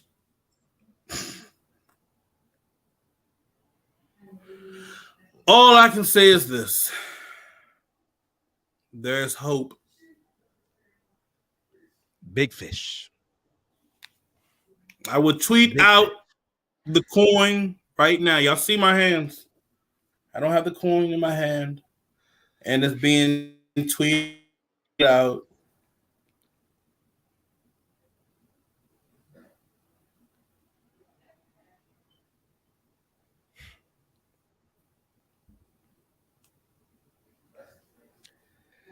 Should have been tails. It should have been tails.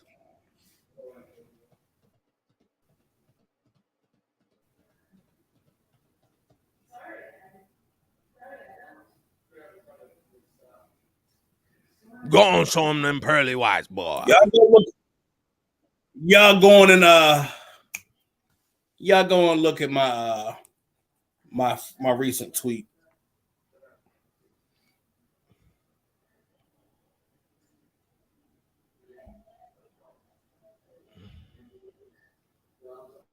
How do you figure? I'm curious about this. We have a choice going to the playoffs. I'm thinking you probably meant chance. Okay.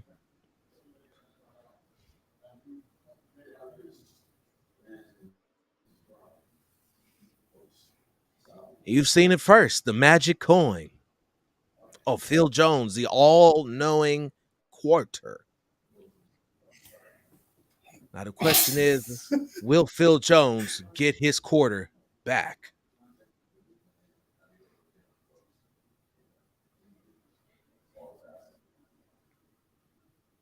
Oh, nah, bro. Nah, they not like Gail or Raekwon. You got a better chance of getting Khalil back than Raekwon, to be honest. Oh, the mighty coin said head.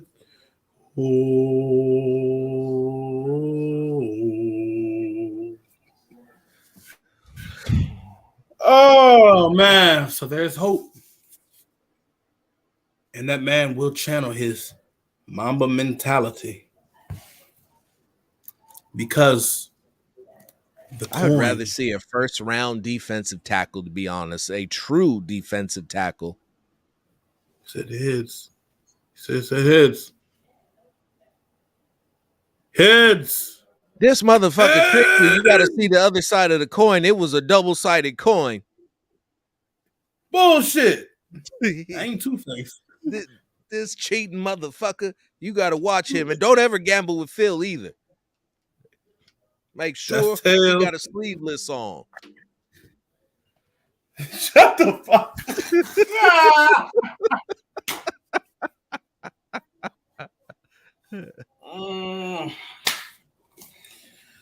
Only that, look, it's only that one time in Chinatown where, I need to get a quick buck and I needed 2K. 2 bands, shit, whatever you want to fucking call it. I need 2 bands and I wasn't trying to lose. I'm just saying. But anywho. We don't drop dimes around here, bruh. Quarters way more than dimes, just like my tequila.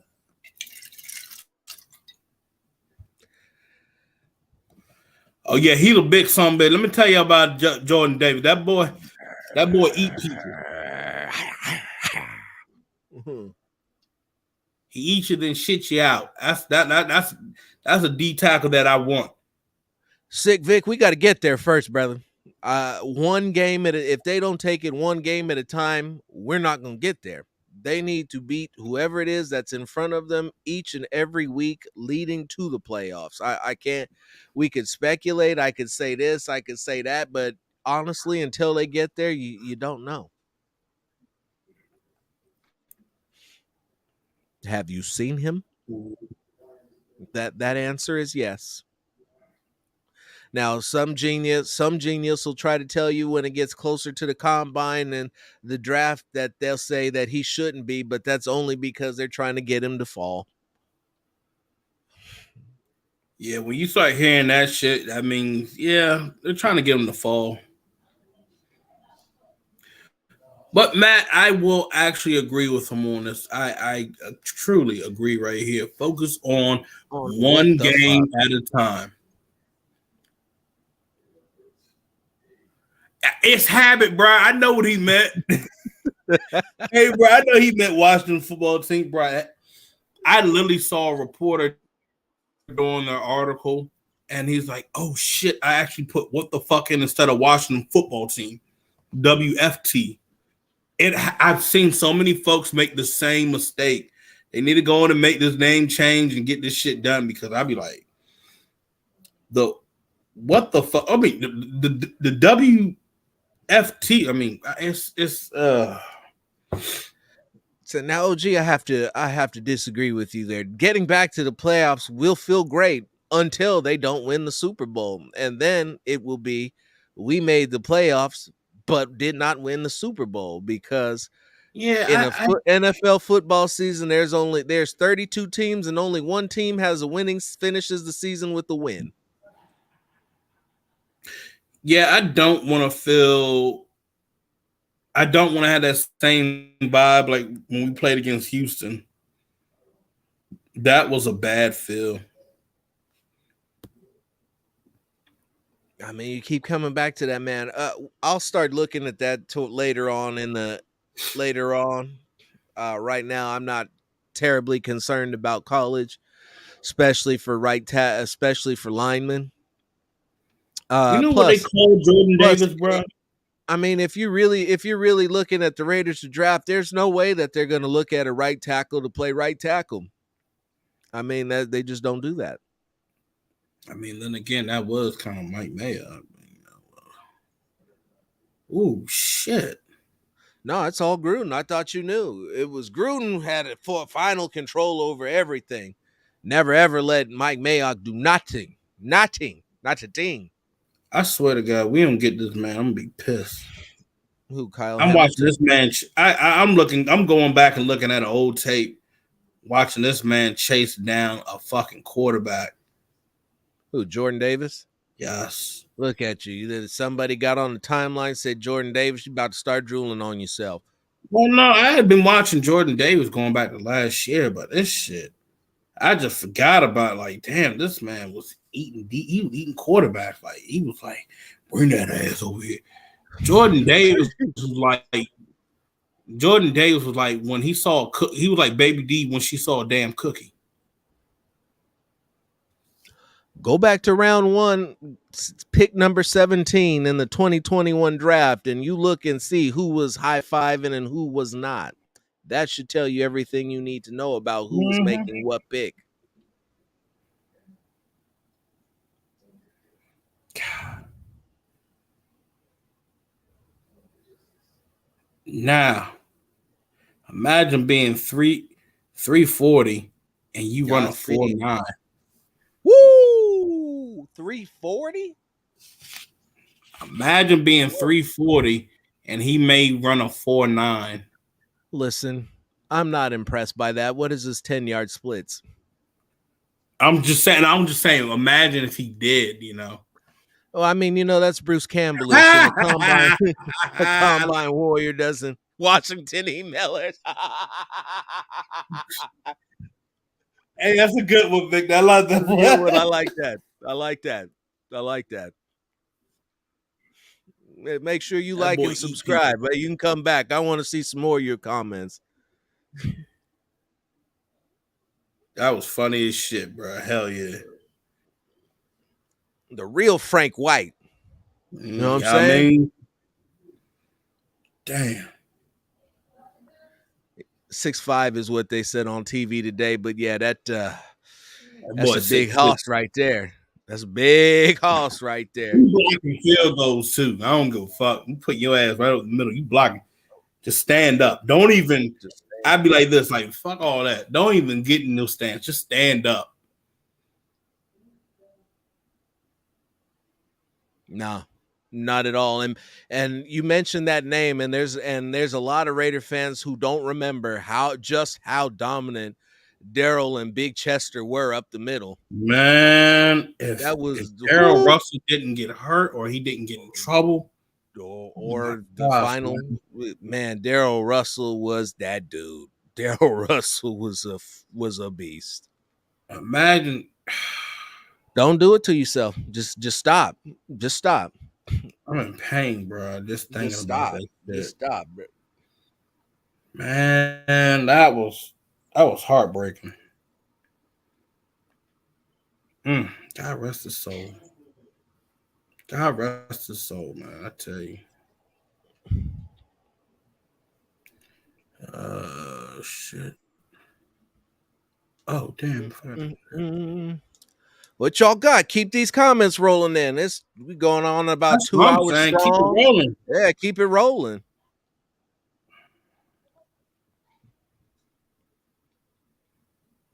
Oh, no. I didn't want that. Fam. Now, let's be honest with ourselves. All you need to do is go back and take a look at the whereabouts of the 2020 draft class, and that'll be your answer on what needs to happen with Mike Mayock.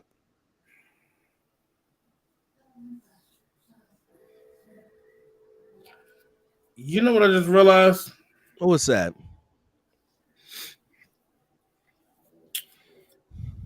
I'm not satisfied with this backup tight end they got in.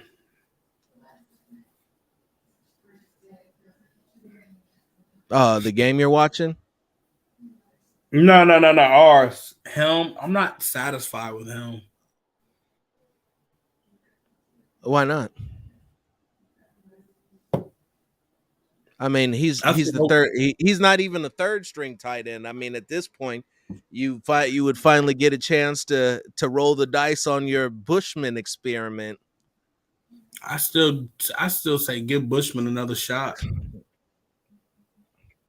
Because they may have to. They're running out of bodies.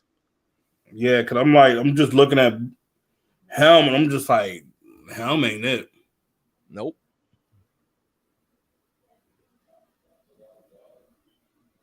Neither one of them got. Well, I would take the Saints GM over absolutely everybody.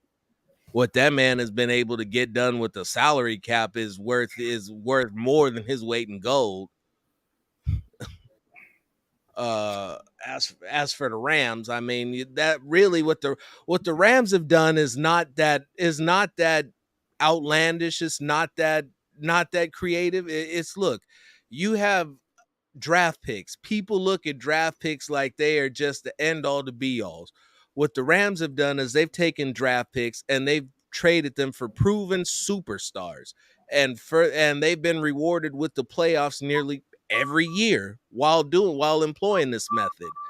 For a team that's drafted as poorly as the Raiders have, and a team that's usually whose success have been founded on acquiring players from other teams, it would seem to reason that what they would do is use their draft picks to trade for guys who are superstars, who can come in, so you don't have to try to train a guy to do something. You don't have to develop a guy.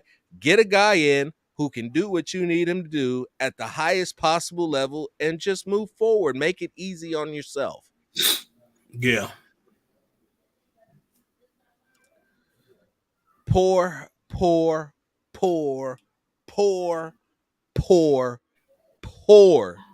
decision.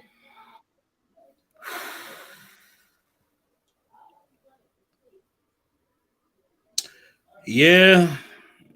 It just frustrates me. Frank, so rewrite this question starting from the end and move the other way, and you'll have the answer. Because that's the order that it needs to go. Not draft, free agency, coaching, GM. Is team president, GM, coach, free agency, then the draft.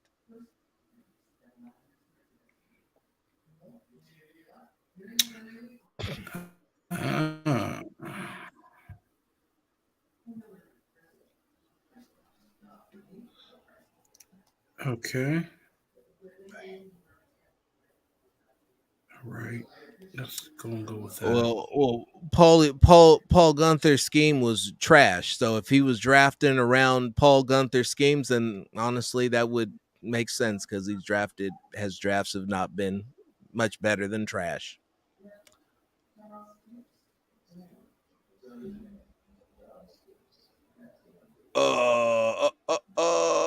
Team needs more talent and better coaching. I think they need better coaching and talent development is actually where Yeah. they are. They got a lot of talent on this team now. What they need is guys who can develop talent. And because of that, that's why I would say that they need to get guys. So when you're looking at head coaches and general managers, you need to look at one of a couple things. And one of a couple things is going to determine who's your guy. Are you going to come in and blow it up? That's the number one question. If you're going to come in and blow it up, you need a guy who's proven that he can put it back together. Now, if you're not going to blow it up, then you need to find a guy who can come in and best utilize what you have and build around it. That would take you from looking at maybe the difference between Dabble and Leftwich.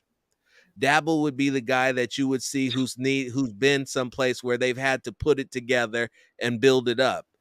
Leftwich would be the guy who's worked with a bunch of guys that you brought in to retool and make it work overall.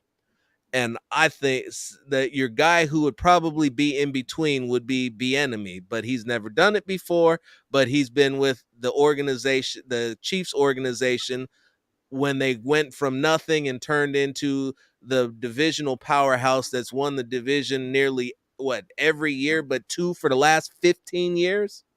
Yep.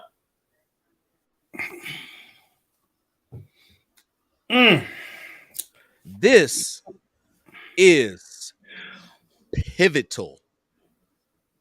He hit the mark on that one. This is he hit the mark, Mr. Navarro. More than anything. Yeah, more than anything. The scouting that they're doing needs to get better. There is way too many of these red flags that are being skipped over. And these guys end up being the Raiders end up being the laughing stock of the league for not doing enough of their own homework, or your GM who says we came in and we saw that and we and make whatever excuse he's going to make for drafting a guy that nobody else would touch because of their red flags.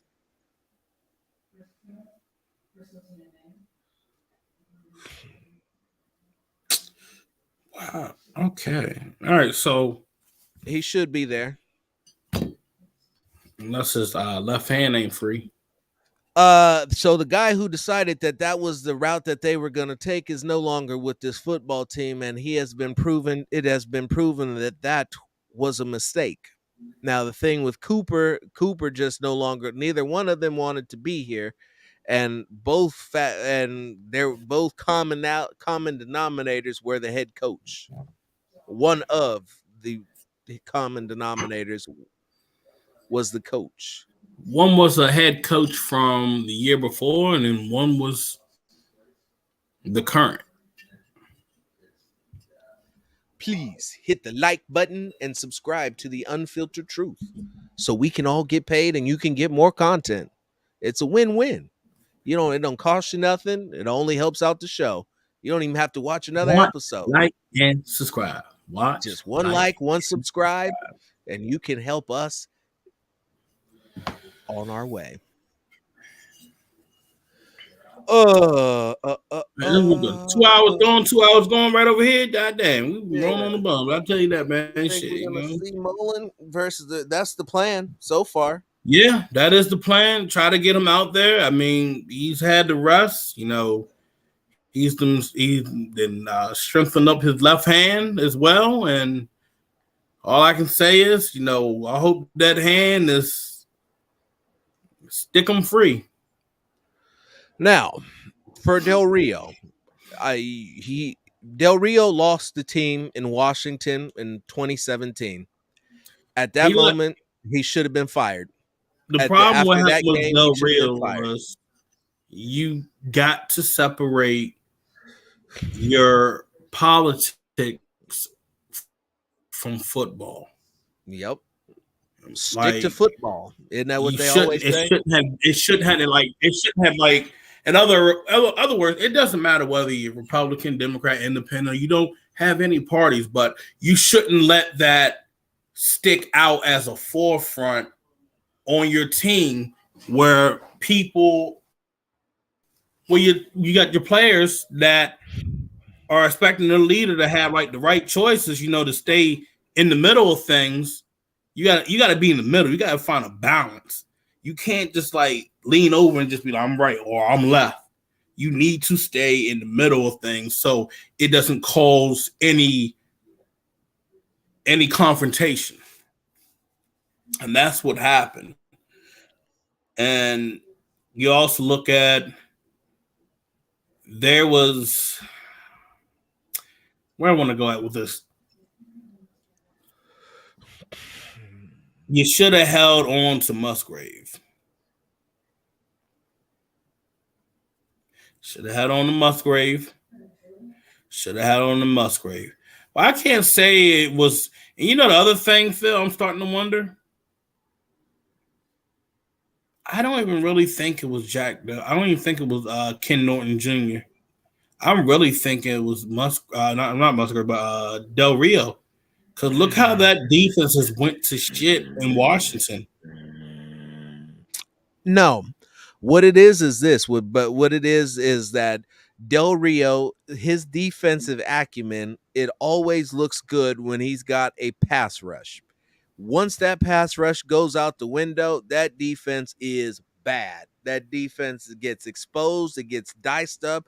It gets sliced. It's all predicated off the front four getting to the quarterback and creating total havoc.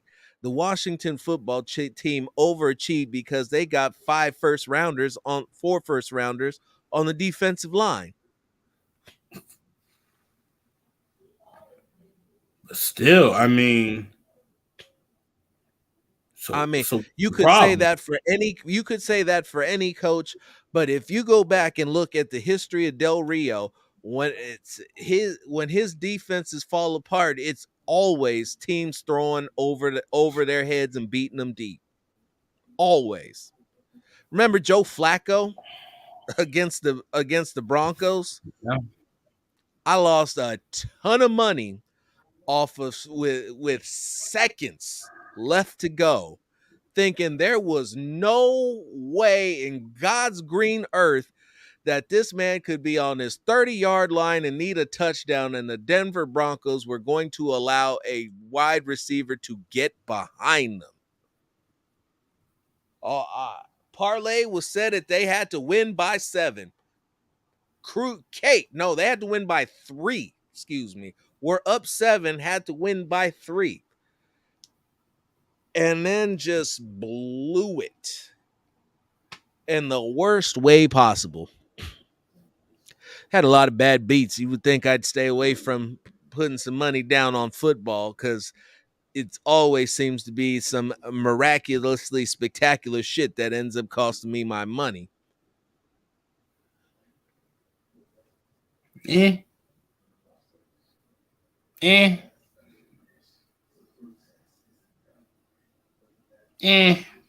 Yo. That's just you.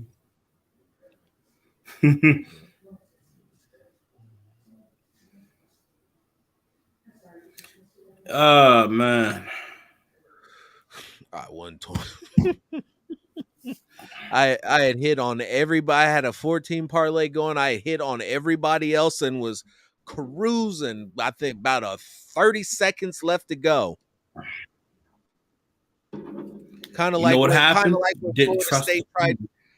Kind of like when Florida State went for the play against Miami and ended up fumbling the ball and giving up a touchdown. Only had to.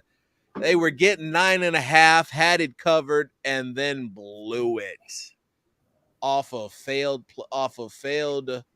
lateral fest.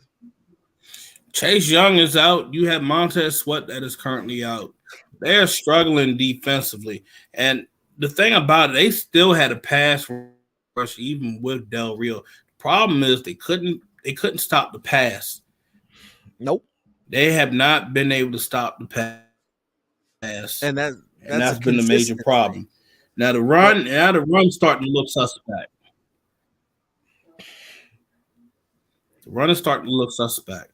Now, if I were the Raiders, I'd start with using Drake first, and then finish them off with Jacobs. So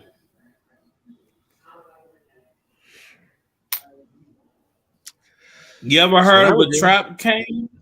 That was a trap game with Brady and them.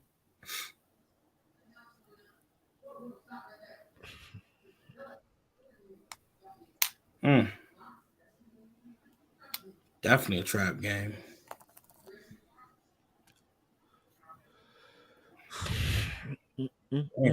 Elementary. Shit.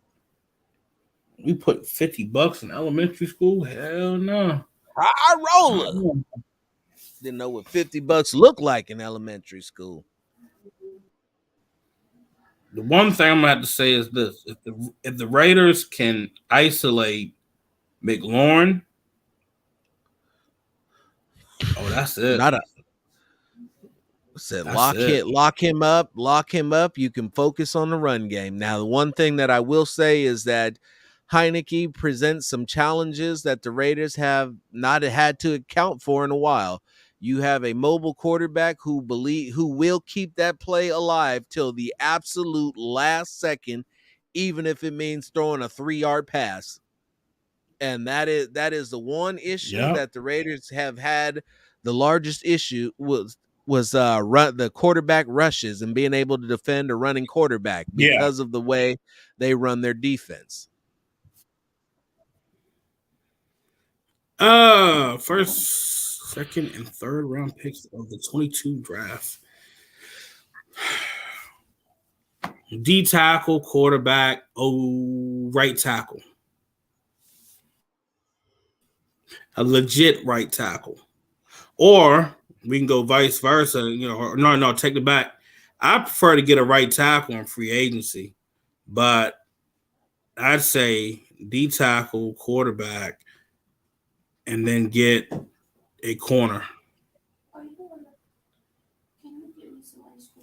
I could swear this is about the third time you've asked the same question.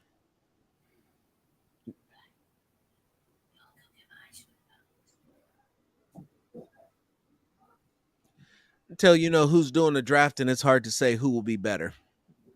And it may seem trite, but that it is what it is. Till you know who's doing the drafting, you don't know what it's going to be or if it's going to be better. You got to believe that somebody will be able to do a better job than have an entire draft class be erased 1 year after they were drafted. But Yeah, Mikey's right. I would never be betting. no, Now he ain't no scrub, but he hasn't been the same guy lately. He just has not been the same running back that we saw that was explosive early on. It's been kind of inconsistent. I don't know if that has a little bit to do with the O line play, but he has not been, the same guy that we came accustomed to seeing.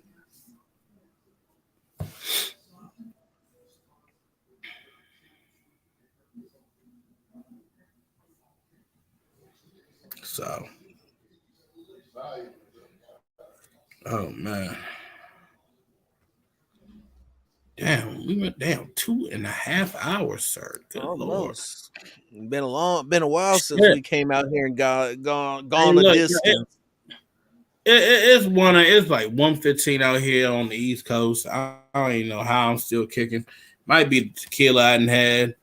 So, y'all know how I run a show and all that shit. Look, we're gonna have it fun. It's gonna be live. Shit. Just no cocaine. None of I that. tell you this shit. Look, I say we're gonna really focus in on these last couple of games because we need to really dissect each and every team because these final games matter the most if we want to see this team make the playoffs. So, and I'll finish this last thing off right here. So, Monday, we'll come back, we'll dive in, we'll focus on what we've been seeing with the Washington football team. Because, I mean, they played that Monday night, and we'll have eyes on it. And then we'll talk a little bit more through the week. And the final 5 games that will be going on, we're going to really pay close attention because I say this, the Raiders cannot lose 2 more games or 3 more games. They can't lose. They cannot, or they're not going to be making the playoffs. So I would say this right here to finish this off.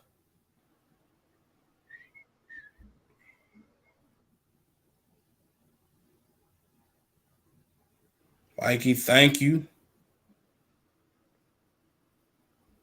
Appreciate it. I'm going to put this out there. Thank you so much, Mikey. I really appreciate it. Phil Robinson, he appreciate that big time. Yes, sir. Thank you. Frank, win the bowl. What do you think DC has to do for that? He has win the bowl. Yeah, he's got to win it all. He's got to win. He got to get to the playoffs and win. I put it like this: if he can get to the second round in the playoffs and then have a hard-fought game, it's a possibility. Yeah, he'll have that extension. He's got to get to the playoffs. He's got to win a game, and he's got to be playing absolute fucking balls out and have his defense fail him. That's what he's got to do to get a contract extension. He's either got to win it all or he's got to get to the playoffs, be balling completely out of his mind, and have the defense clearly fail him in order for him to get a contract extension. If he does anything, if he goes out there and throws for a ton of yards but only 1 touchdown, that's not good enough to get it done. Yeah. We like, a lot of people like to look at all of the yards, and the yards are important. I get that. But when your red zone scoring is as low as his, when the team's third down conversions are as low as they are, you can't get hung up on yards. You need conversions to keep the chains moving, and you need to get in the end zone. No, absolutely. That's why I said I don't want to jump back. I don't want anybody to really jump back on the hype train with him. It's more on we need him to stay consistent. And if he can stay consistent, like next game, if he's giving us about 2 or 3 touchdowns and we win that game, next game, at least if he's averaging about 2 to 3 touchdowns for these last couple of games, that's consistency right there. We have to see more from the running game. We eclipsed over 100 yards in the running game Thursday. We need to be averaging about 100 yards a game to get back in the sync. They can do it. Just got to say F all the conservatism and be aggressive. When the Raiders are aggressive, they are dominant and they're winning.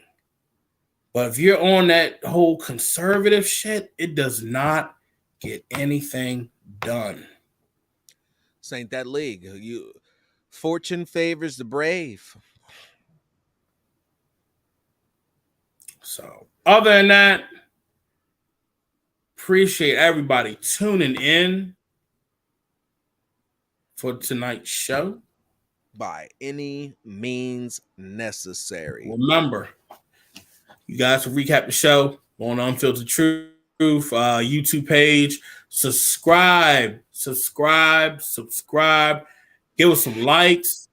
But everybody, we need everybody just watch majority of the show.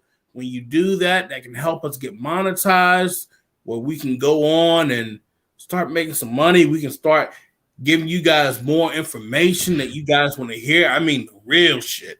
I mean, we're giving real shit, but we want to give you the real goods. The goods where you got to be like, so you mean to tell me this is really, really going on? Yeah, we're down to give you that shit. I'm telling you, help us get to screw Let's help us get to 1,100. 1,100. Man, I want to go to infinity and beyond. That's what I want to go to. I want to go to infinity and beyond. I don't want it to stop. Just keep like, subscribe, and do us one more. Tell a friend. Tell a Raider fan. Yeah. If you know somebody who needs some Raider content in their life, they need to get some Raider truths. Tell a friend. Let them know, because a lot of what you see is a lot of people who don't know what they're looking at. Yeah, a lot who don't know what they're looking at, and who are just blindly consuming what those who are paid by the team are telling them. Yeah, man. Look, tell your friends, tell your mom, tell your baby mama that's a Raider at. I don't care. Let them know. Let them all know. Your uncle, your daddy. Yeah. Tell Bob from Staples, who's a Raiders fan. Tell him. If you ain't cheating, you ain't trying. Damn right. Let them all know. Yeah, we've been looking into that. I got an account set up, and I'm going to switch that into Unfiltered Truth. So I'm going to get that set up through here, and then we should get ready to start rocking and rolling on there. Tell them all. Tell everybody that you know. Tell everybody at the Raider Nation. Subscribe. Tell them all. Tell the side piece. Tell them all. Tell your weed man. Shit. Yes, tell he them will. all. He will do it. He absolutely tell your CO. Will. And please make sure you hold Jones to this.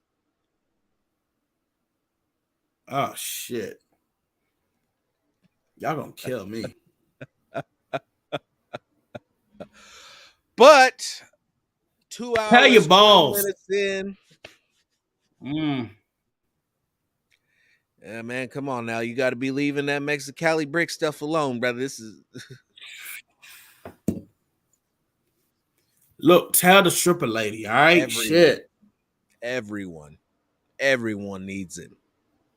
Everyone needs the look, bro, even tell the serial killer that lived down the street from you. This man said a Reaper trip. Y'all got me fucked up. All right, y'all. So with that, this is the end. I'm Phil Robinson. I'm Phil Jones. This is the Unfiltered Truth. God bless. We out. Yo.